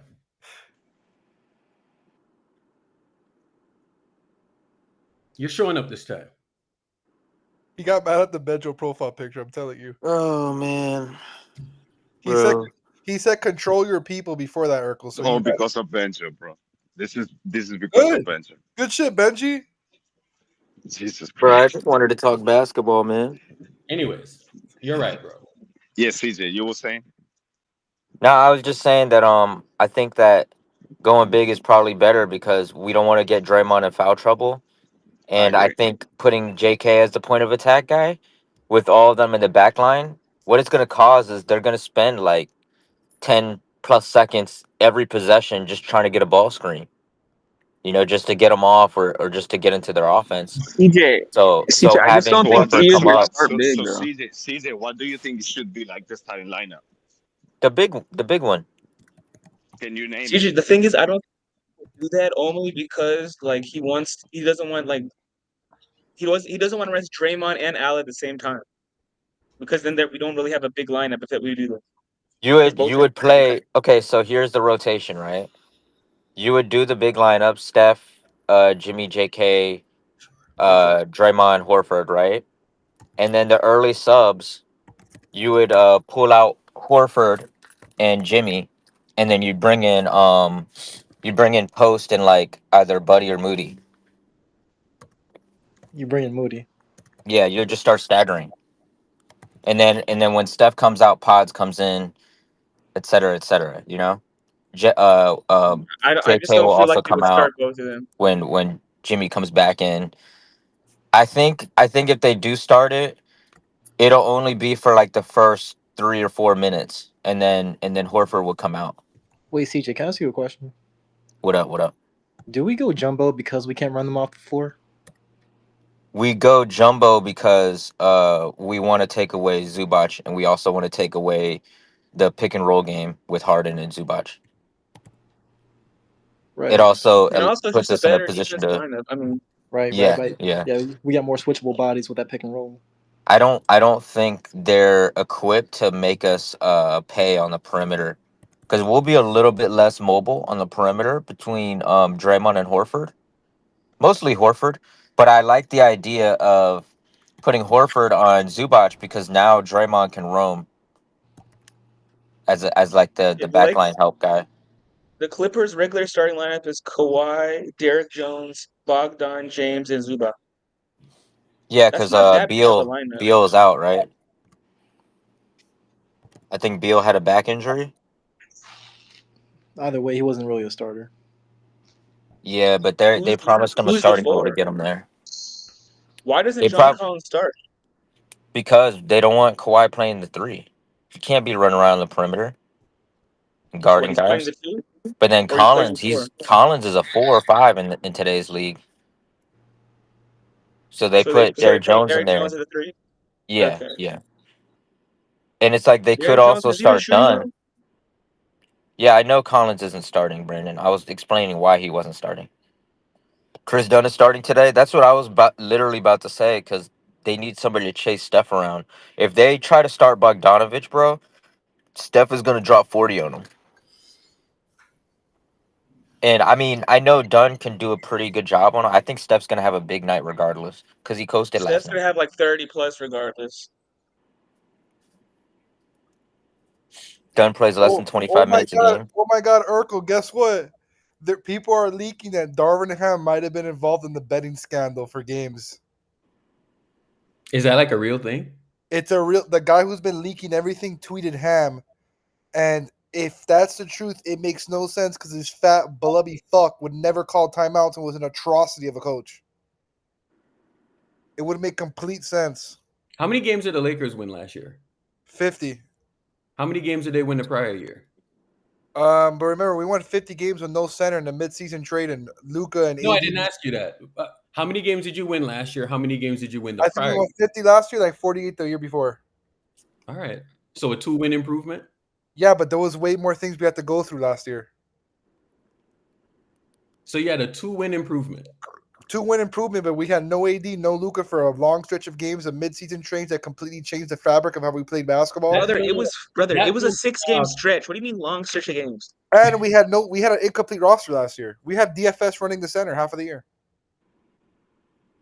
It depends on what he's betting on, bro. If he's betting on Lakers over free throws, I mean that's just the automatic hit. I'm not saying he did it. I'm not saying he was a serial better, but there was obvious games where he didn't call timeout, and it was like, why wouldn't you call timeout for? Okay, well don't assume then, bro. Wait till that information comes in. You don't know what he was doing. I don't believe it until Shams tweets it, but I wouldn't be surprised because he was that bad. Anyways, bro, the unction is gonna work. It's gonna do good today, man. I like this. This is gonna be good. Aren't the Clippers on a back-to-back also? Yeah, no, they're No. You know what the NBA should do? I feel like if we're gonna get back-to-backs, you should only be allowed to play a team on a back-to-back as well. Like that's so fucked up, bro. The Clippers are fully rested too. Damn. Wouldn't that be a good idea? Like if you could keep back-to-backs, but Yes, that is a good idea. But I don't know why they don't do that. Put me against a team that's also on a back-to-back. It would make way more sense. Yeah, so it's kind of fair. Yeah, bro. This ain't fair, bro. The Clippers are fully rested and we're on a back-to-back. Damn. I mean, luckily we didn't. The starters didn't play that long against Memphis, so it shouldn't be that bad. I just wowed myself. I think that is actually an amazing idea. They should fucking do that. I'm pretty sure they do. That happens sometimes by accident, but they don't do that on purpose. You know how hard it would to schedule all that? Yeah, but that's why like a lot of things have to. People get paid $500,000 just to schedule games. So hold on. Let me level set for a second. Hold up. Let's level set. Good morning, y'all. So where did y'all find out? Morning, Bleacher Dave. Where did y'all find out that all of this Darvin Ham's rigging games, all of Go this. to the DM. That's the guy that's been he's been exposing all the things before they come out. Go to the group chat, Urkel. Jay tagged you. So Pablo Torre. Yeah, I'm not saying it's So what official. That guy's come out and predicted a bunch of stuff already. So Pablo Torre types Ham. Yeah. So what's he saying? Like there's probably something about Darvin Ham going to come out very soon.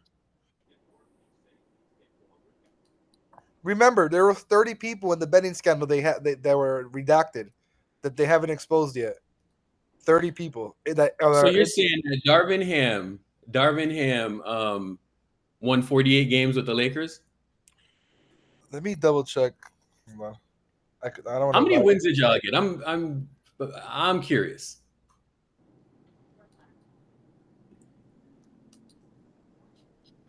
We got. I have a question. What does that have to do with betting? Okay. We won 47 with Ham the last year. So 47, and then last year y'all won how many games? 50? Last year we won 50. Okay, all right. A 3-win improvement. I rock with it. We have to deal with a lot more shit though. Okay. I rock with it, man. Urkel, like, come on, bro. Like, you understand what our team went through last year. I rock with it. Nobody else goes through anything. No excuses. What?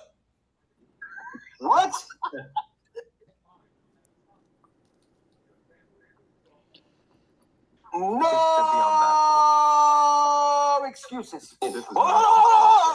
What? Yo, did you block this dweeb off YouTube? No excuses.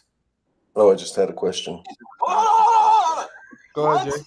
Big Warriors. That I know. Bro. No, It's I'm not just a saying. hot- it's not a hot take What is that that? was- Urkel, do you know if he's betting on games, that means we're leaking information. That's how you. Has nothing to do with the number of wins we have. Hasn't Darvin Ham gone through enough? Why do you like No, Darvin Ham so much?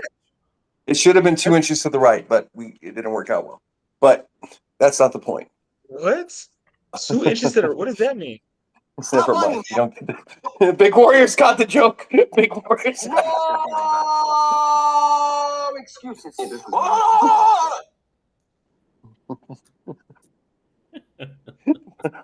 Urkel knows the This man joke. trying I'm to just not say gonna. he's getting- I'm not gonna tell the joke. Where's I the stop understand crying that like a bitch, phase. man? That's messed up, bro.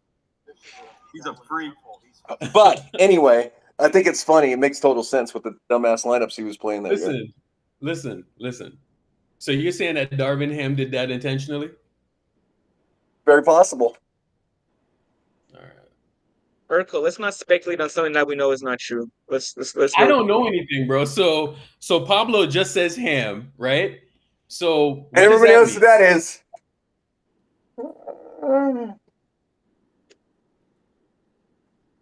We're gonna see.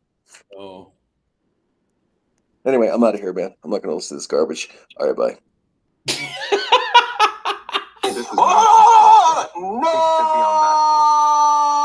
No excuses. What? Yo, that shit's starting to piss off Jay for real. I know by the if we win this game tonight, our odds are probably going to get better. I mean, that means we would have beat like 3 pretty good teams. Yep.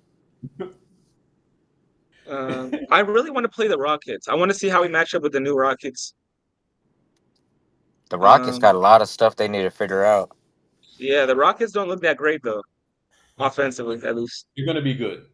They're gonna be good. Yeah, In they'll this figure league, it out. They'll They're gonna figure be it. good They'll in this figure it league. out. It's just right now they're not. They look kind of shaky. They're gonna be good in this league. They're gonna Especially be if good. they go get a OKC? guard. Has OKC schedule been that tough? Let me see. They've been playing good though. No, it has. They played the Rockets, who are pretty tough, but then they played Pacers, Hawks, Mavericks. That's pretty easy. And then they played the Kings. That's easy. Washington, New Orleans. Damn, they played nobody for like the first 15 games.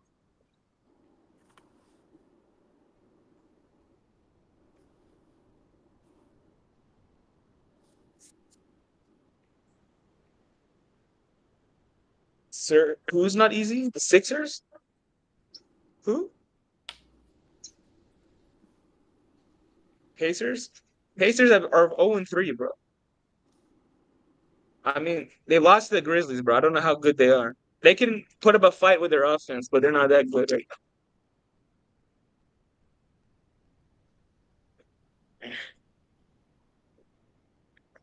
Held hostage by a fucking bum. Wow. Crazy. You know the annual theme of the Warriors, kind of like good thing we didn't do that. Like, damn, we dodged a bullet there. Remember, it was the Paul George thing. There's a bunch of different things where it's like, I damn, we mean, dodged a bullet there. all Yeah. those things we Trading, dodge is just trading, the for, No, we can fan go base back. doesn't I mean, want. let's go back for a second, right? trading for Ben Simmons, Hold up. No, no, or no. trading. He brings up a good point, bro. He brings up a fucking great point. So the first one that I can remember was trade Jordan Poole and Andrew Wiggins for who? Bradley Beal. Next thing you know, And then Bradley Beal literally goes to Phoenix and literally jumps on their couch and pisses on their couch, bro. they, Fucking they they wanted to trade Andrew Wiggins for Chetty Osman and Ricky Rubio too. What do you mean that wasn't a real thing? It was 100% a real thing, bro. People on the timeline were saying we should trade away Jordan Poole and Andrew Wiggins for Bradley Beal. People were saying that on the timeline. Trade away Ben Simmons, right? Like when I tell you Ben Simmons and Bradley Beal ended up being two of the worst contracts in the league that were signed, it was unbelievable. But we wanted those guys, right? Cool. That's the first example. Give me another example, CJ. There was a couple of them, bro. Yeah, the Chetty Osman and Ricky Rubio. Come on, dog. Paul George. I don't know what's going to happen with Paul George now. Is Paul George still injured? How Aren't many games? aren't the Sixers like 3-0 now too? Bro. Yeah, bro. That man. What's his name? What's his name? According to VJ. King, bro. According to King, Paul George is more skilled than Michael Jordan. But didn't King also say that Michael Jordan would be like DeMar DeRozan in today's league? I did not know what I was talking about. Oh, I dead ass thought that was him. Bro, King just rage baits. Now we understand how he just tries to make people mad. He's not trying to actually give a take. Yeah, I noticed like a change in him at After like he got towards the, exposed for being a Lakers fan, he's changed how he's at. it was like a little bit of last season before I stopped going on playback as much. I noticed he started kind of like being more like a agenda driven with his basketball takes or whatever. Because I used to have He really doesn't good believe half the shit he little says. back and forths with him. Then he just started trying to like trigger You know me. what he said? He said we're only going to win 44 games this year. Who, the Lakers? The Warriors. Because if he said we, he's talking about the Lakers, you know? Yeah, but he still puts up the gimmick that he cares about the Warriors. Yeah, right. Which is Yeah. cap. You know, like being a Warriors fan is not like a requirement to be a member of the room. You know, you could just be who you are. But whatever, I don't really care what Clay other Thompson is people have to reported. say. King is influenced by the consensus. CJ. Oh yeah, people wanted to trade J.K. for Bobby Portis. Yep, that's true. I did not know what I was talking about. Southwest said he got a bull off, bro. Yeah, he do got a more. We discovered that a couple months ago, man. I did not know what I was talking about. But just going back to that thing. How many times have we? There's been these things where it's like, damn, we dodged a bullet there. Like, I think that this is another case of we dodged the bullet. Like, if we would have traded him or let him walk or whatever, because there's people who wanted to just cut him, just lift his qualifying offer. If we would have did Cutting him is that, crazy. yeah, I know cutting him is crazy. But if we would have did that, bro, you would see a lot of people crashing out because he'd definitely be playing really well somewhere else. And I think that he's been key in our wins so far. He's had a key role. Is he the main reason why we won those games? No. But you know, there's And he's moments played a where big part. maybe we didn't win that game if he wasn't there. What we needed out of him is him to be a third option. Sometimes he can lift the team with the rebounding or with the big defensive possession. That's what he's been doing, and that's good. He's been playing Yeah, and good. Steph even alluded to it last night. There's gonna be a lot of games where he's gonna have to be one of the main guys. And I know he said Yeah, the like young the guys, young bro. guys, but let's be real. It's not gonna be all the young guys who need to step up or whatever. Yeah, they're all playing good. Moody's played pretty good his first two games. Yeah, I think like He obviously I shot. like the idea of starting Moody and all that, but I'm cool with him coming off the bench but getting like more shot attempts in his minutes, Like him being if a Pods six can man, I hold like up. that idea. Yeah. Yeah, Cause Moody in a scoring role, he can do it. I've seen him do it. They just don't put him in that role. But like in a role where he can come off the bench, you get more shot attempts, but then you're basically like the backup point of attack guy. Like he's great in that role. But I could also see him starting too. Like if there was a universe where we had to move Draymond to the bench to preserve him, and we started Horford, like when the back to backs go away, I could see starting Moody at the two guard to help our point of attack be a little bit stronger to make up for not having Draymond on the floor for a few minutes. When do the back to backs go away? Um, I want to we have say a back to back after next about week 10 too. games. About 10 games, Yeah, maybe. it's gonna be a while. So Yeah, it'll be a little bit. we have the sixth best odds right now to win the championship. With everyone healthy, who are our top eight? So obviously, like our starting five, not in any order. We got like Steph, Jimmy, J.K., Draymond, Pods, and Horford. And then this is where it gets tough, right? Because you want to say Moody, right? So that's what, seven? And then this is the tough part. Who is that eighth person? Is I guess Buddy? You could say Melton, but Melton's like a hypothetical creature so far. We don't know what Melton's gonna look like. You would think it would be Melton. You would think it would be Melton. You think he'll play? Yeah, he's definitely gonna play. It's just we gotta see what he looks like. But I would say Melton, yeah. I think Melton's gonna be good. Obviously we can't guarantee anything, but I think he'll be good. Yeah, he might not be able to start on a night to night basis like a lot of people are kind of hoping and expecting. I just think that's asking way too much. I need Seth playing. No, bro. Seth is a backup for like Buddy if Buddy gets injured. That's what he's on the team for. And then GP2's minutes need to be replaced by Will, bro. Will is a real NBA player, bro. Yeah. You're starting to see some of his leaks or whatever, inconsistent shooting.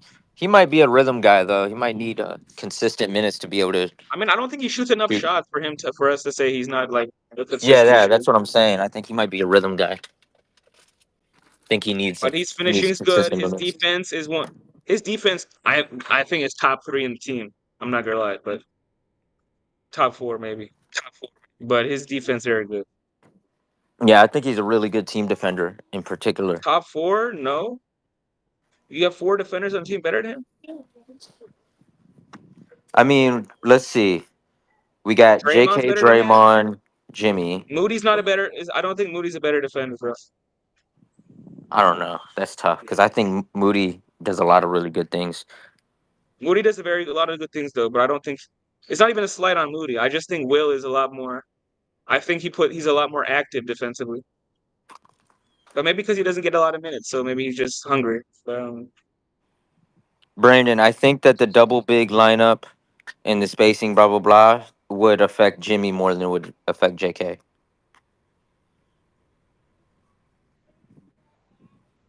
Moody got experience And put Will guarding over people. Moody. That's fair, T man, because Will hasn't had a lot of experience, so maybe I'm gassing it. I'm just excited because he looks good.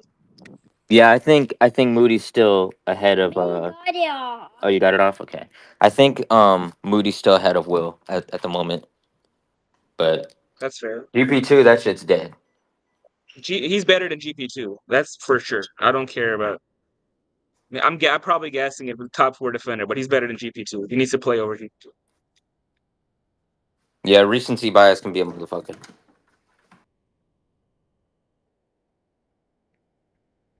I don't think GP2 just seems lost, bro. Will Richard, 4 games, averages 5 points. He's played a lot of minutes too. 16 minutes a game. That's pretty good. I like that minutes for him. 16. I think Steve is already giving him like GP2 minutes, a little bit. Let me see if GP2's been playing less minutes because of him. Yeah, GP2 only played 10 minutes last night, and Will played 9. So they're about the same. What about the game before? I'm trying to see if they consistently don't give minutes. That Nuggets game, we played more minutes than Will. Hey, I'm gonna drop. I got dad life. Y'all have a good one. I'll be in chat. Yeah. Yeah, go on. You Ariane. Yeah, Ariane. what's up? Yeah. Yeah. I got a question for you, bro. Sure. Would you rather have GP2 on your roster or Klay Thompson? For vibes, I mean, if we're talking about vibes, I mean, I don't know. So I see a lot of people saying Klay in the Bro's comments. barely gonna play, bro. If Clay's on the team, he's not gonna play that many minutes. That's what I'm saying. Because you know why? Because Klay is washed. He is done. I'm just saying because I think Clay wouldn't be happy if he comes back and he's like playing like 10 minutes a game like GP2 does. He'd be pissed. And I mean GP2 is okay with that role. He's chill with not playing. So Look. so like I in don't even terms want of vibes, I mean GP2 to play, bro. I mean Clay's a better player though, obviously. But I'm talking about vibes, so You know, at this point, can you say Klay is a better player than GP2? yes, I can. I GP2's don't ass. I don't Clay know. is also ass right now, but GP2's ass. Clay Thompson. Dude, Klay is looking GP2 like dead ass a doesn't do shit on. bro. Klay is not I'm even looking taking a like Klay Thompson open shot still over. Even though Clay's playing like absolute dog shit, he's I'm playing taking like Klay Thompson shot over. absolute scum, bro. He's playing terrible, dog.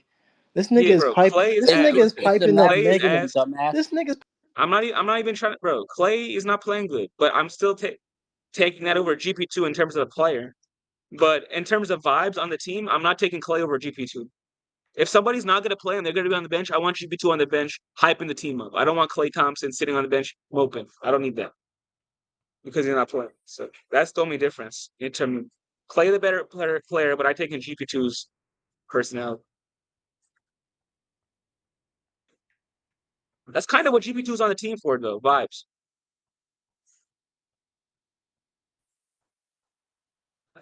Leave Clay alone. I think Megan is taking too much energy from Clay off the court, bro, because he's playing like absolute dog shit.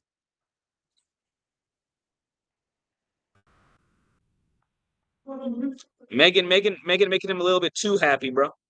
She need to relax. Let him grind a little stop kicking on me the off the court, stage, not man. off the court. You know what I mean? Anyway, hold on. What you call it? What? How long was I off the stage? Ooh. Doesn't matter. Look, Klay is a Xerox of a Xerox of a Xerox of a Xerox. He has no impact, bro. His impact is terrible. Right now, his impact is terrible.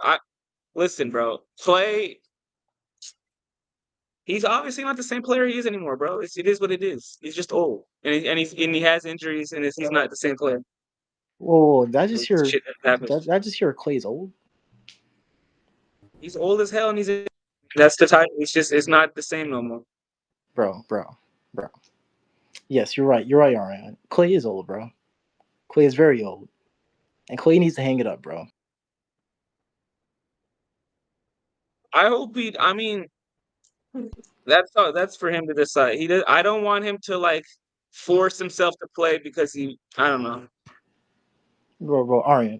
It's kind of hard to watch, bro.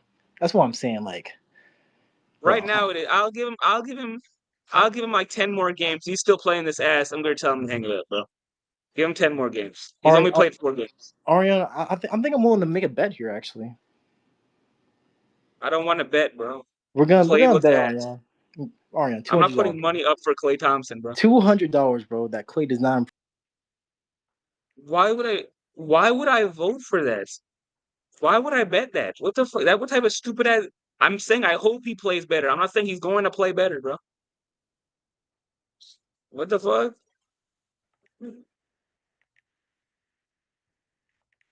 He's playing like absolute. Oh my god! Notice. Let's look at this bullshit. Noticing this man AR. You know how many free? Let me see how many free throws he's averaging this season.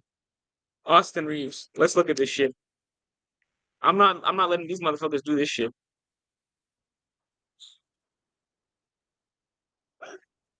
Austin Reeves this season.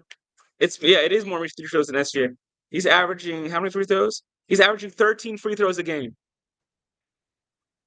Like, come on, bro. Obviously, he's shooting well, but come on, bro. Ariana, no Ariana, no.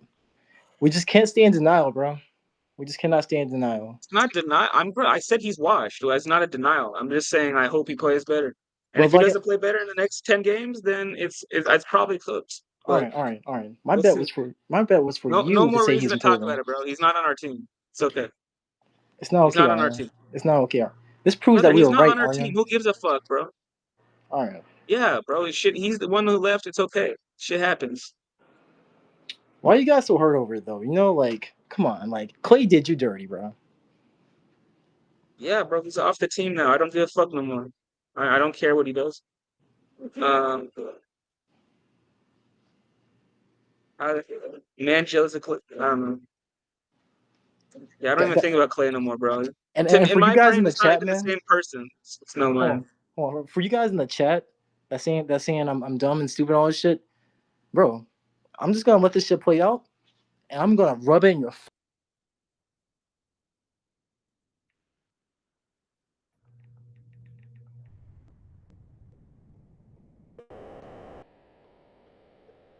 Stop saying. I'm gonna rub it in your fucking faces when Clay fucking retires.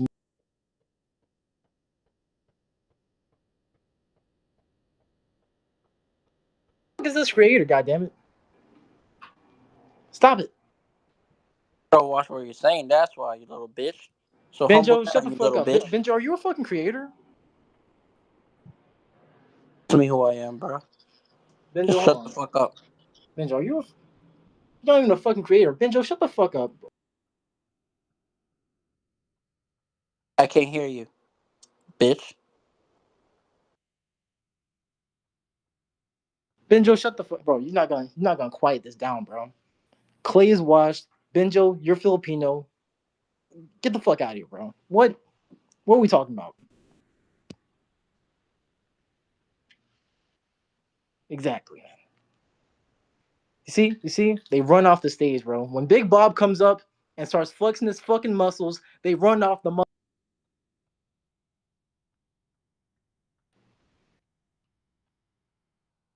Hey, I'm not done talking. The fuck, bro.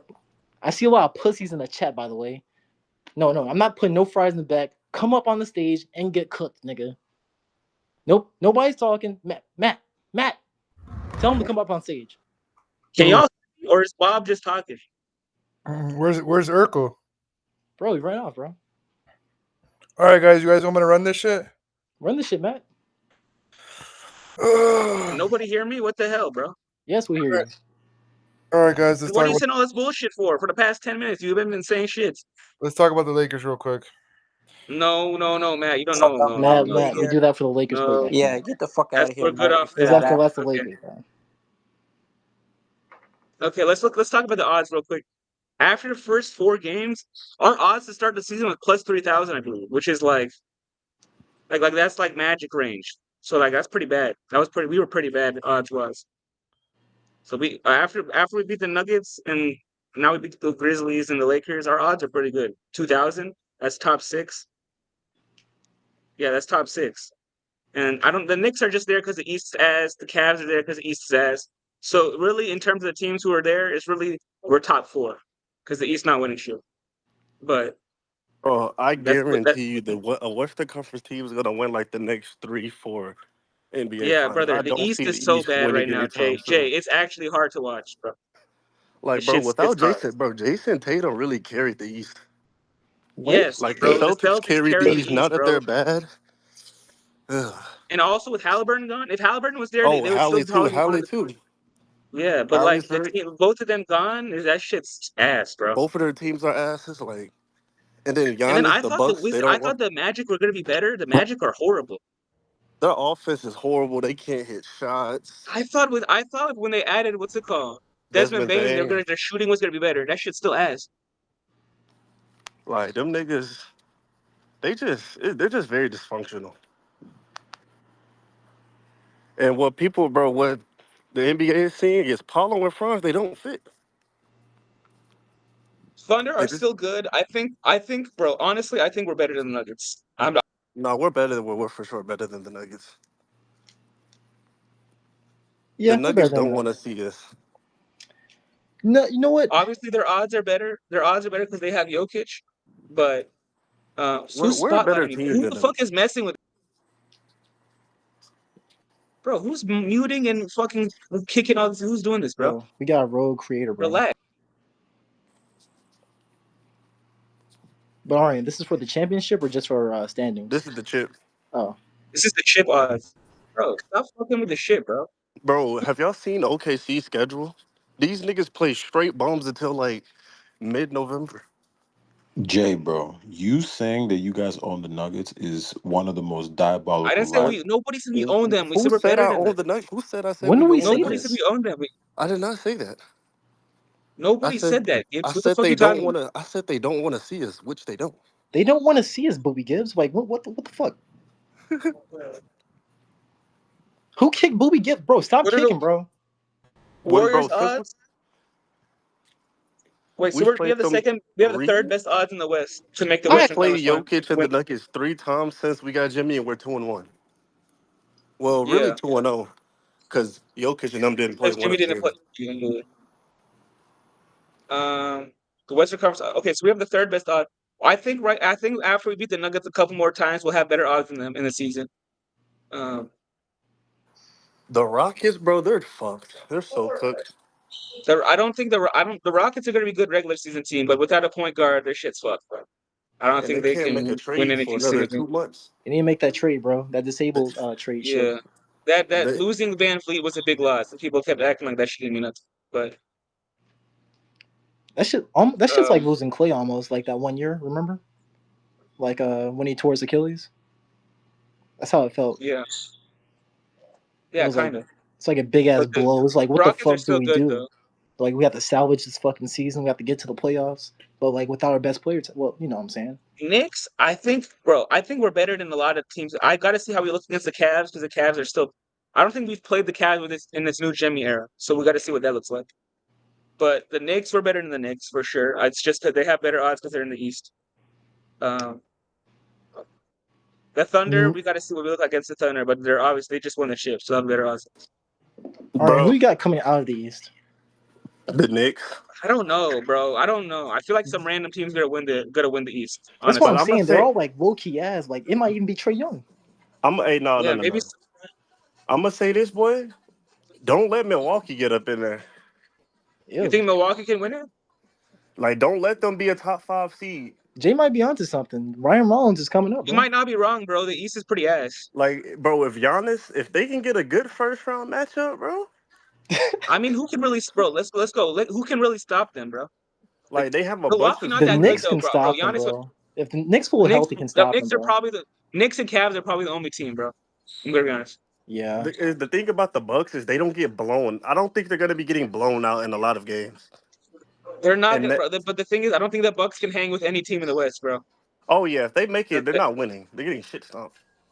Yeah, even But Denver will in fuck the them East, over. I think they got some motion at least. Detroit, I don't know about Detroit. Like, they just don't look the same as they Yeah, did a year Detroit's ago. not the dark horse to get to the get out the East, bro. You know. I think, bro, Yeah, it's like they yeah. just need more. Detroit just need more. Or they just need to be better. I don't know. Or Like they need to fit. they do need Jaden Ivey because they can't really score without him. AR-50 better than Steph Curry. Gibbs, so that you have 3 players that are better than Steph, and you guys fucking lost in the playoffs in And the you're first 1 round. and 3, You guys are bitch. ass, bro. Bro, Booby, just come back on stage. Y'all Like, what are the fuck? ass. Like, that shit not even a hot take, too. We're 2 and 2, still ass, bro. Bro, Booby, you need niggas to go off for 40 to even like be in the games, bro. Like, come on, dog. Is that Motherfuckers shit need gonna happen 20 all free throws. season? A single player needs 20 free throws a game for you guys to be in the game, bro. Please be real. You need niggas to You guys have are ass. 20 free throw games, bro, to win games, bro. Historic level shit. That's not happening every night, Booby. That's not how good teams win basketball games, bro. Dude, what the fuck happened to Urkel? He's probably doing something. But I don't know. What do you guys feel about the Cavs, bro?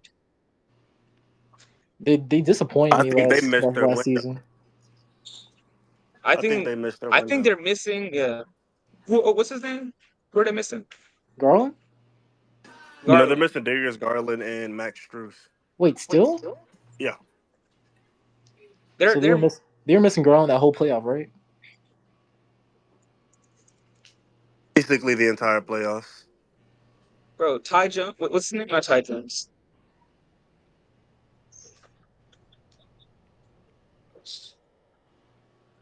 Oh, fucking god, I can't remember anyone's name. This shit pissing me off. Ty Jerome. Fuck. They're missing Ty Jerome, bro. Ty Jerome was a big part of their bench. Because I don't think Cleveland has that much bench scoring this year, do they? They're 1 and 3.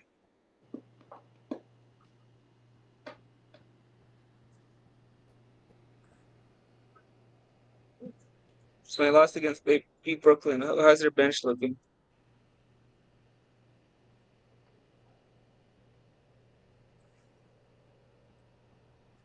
Let me see how they've been looking. Their bench. Yeah, their bench hasn't really been producing shit. It's been their starters that have been winning them the games. Dean Wade hasn't done shit. Larry Nance hasn't done shit. Yeah, none of these players have done. They're missing. They're missing Ty Jerome a lot.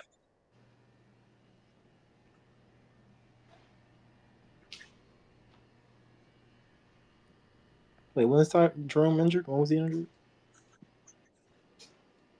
Arion, he not there? I know. That's what I'm saying. They're missing him because he's not on the team anymore. Wait, where'd he go? He went to Memphis, but he's injured, so he didn't play.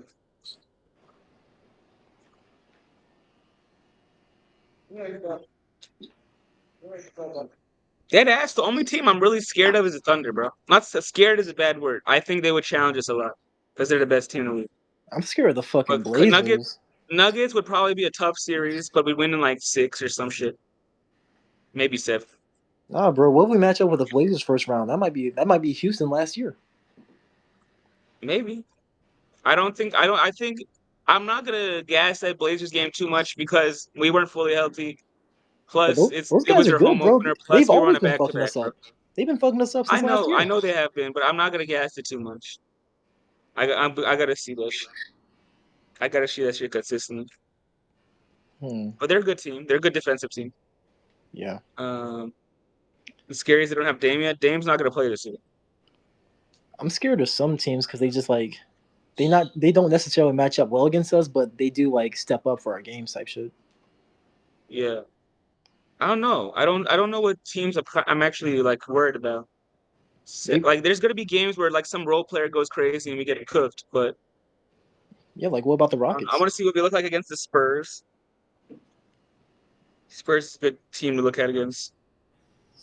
Heat are a really good defensive team. They've been fucking people up on defense. I want to see what we look like against them. Other than that, everybody's just ass. I'm not gonna gas anyone else up. Low-key, I'm worried about the Rockets. I'm not worried about the Rockets at all.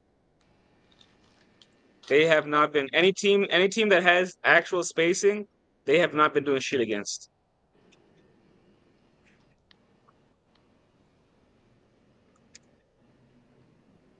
And especially with us, they're gonna try to trap Steph all the time. That man Kuminga gonna eat. They're not gonna stop shit. Because we didn't even play Kuminga in that Rocket series. And we were whooping the ass.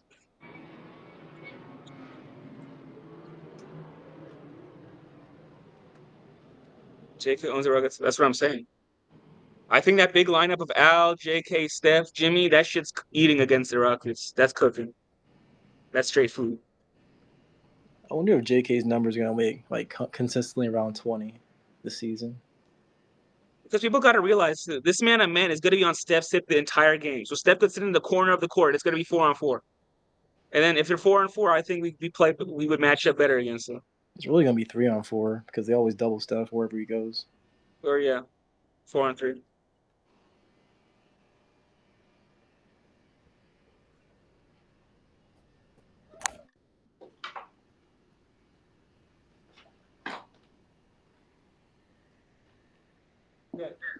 Oak Tree? Oak Tree. Oh shit!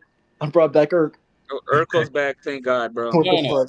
I was about to I fucking was just leave. having a conversation with AK. So yeah, but AK here we Sigel? are.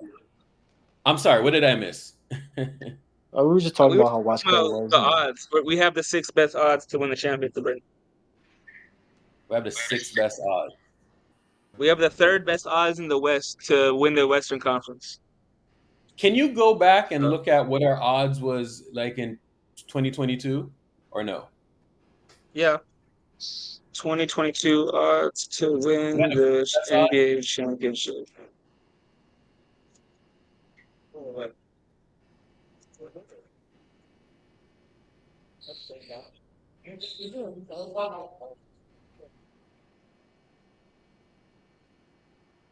These were the odds. We were a top 4 team.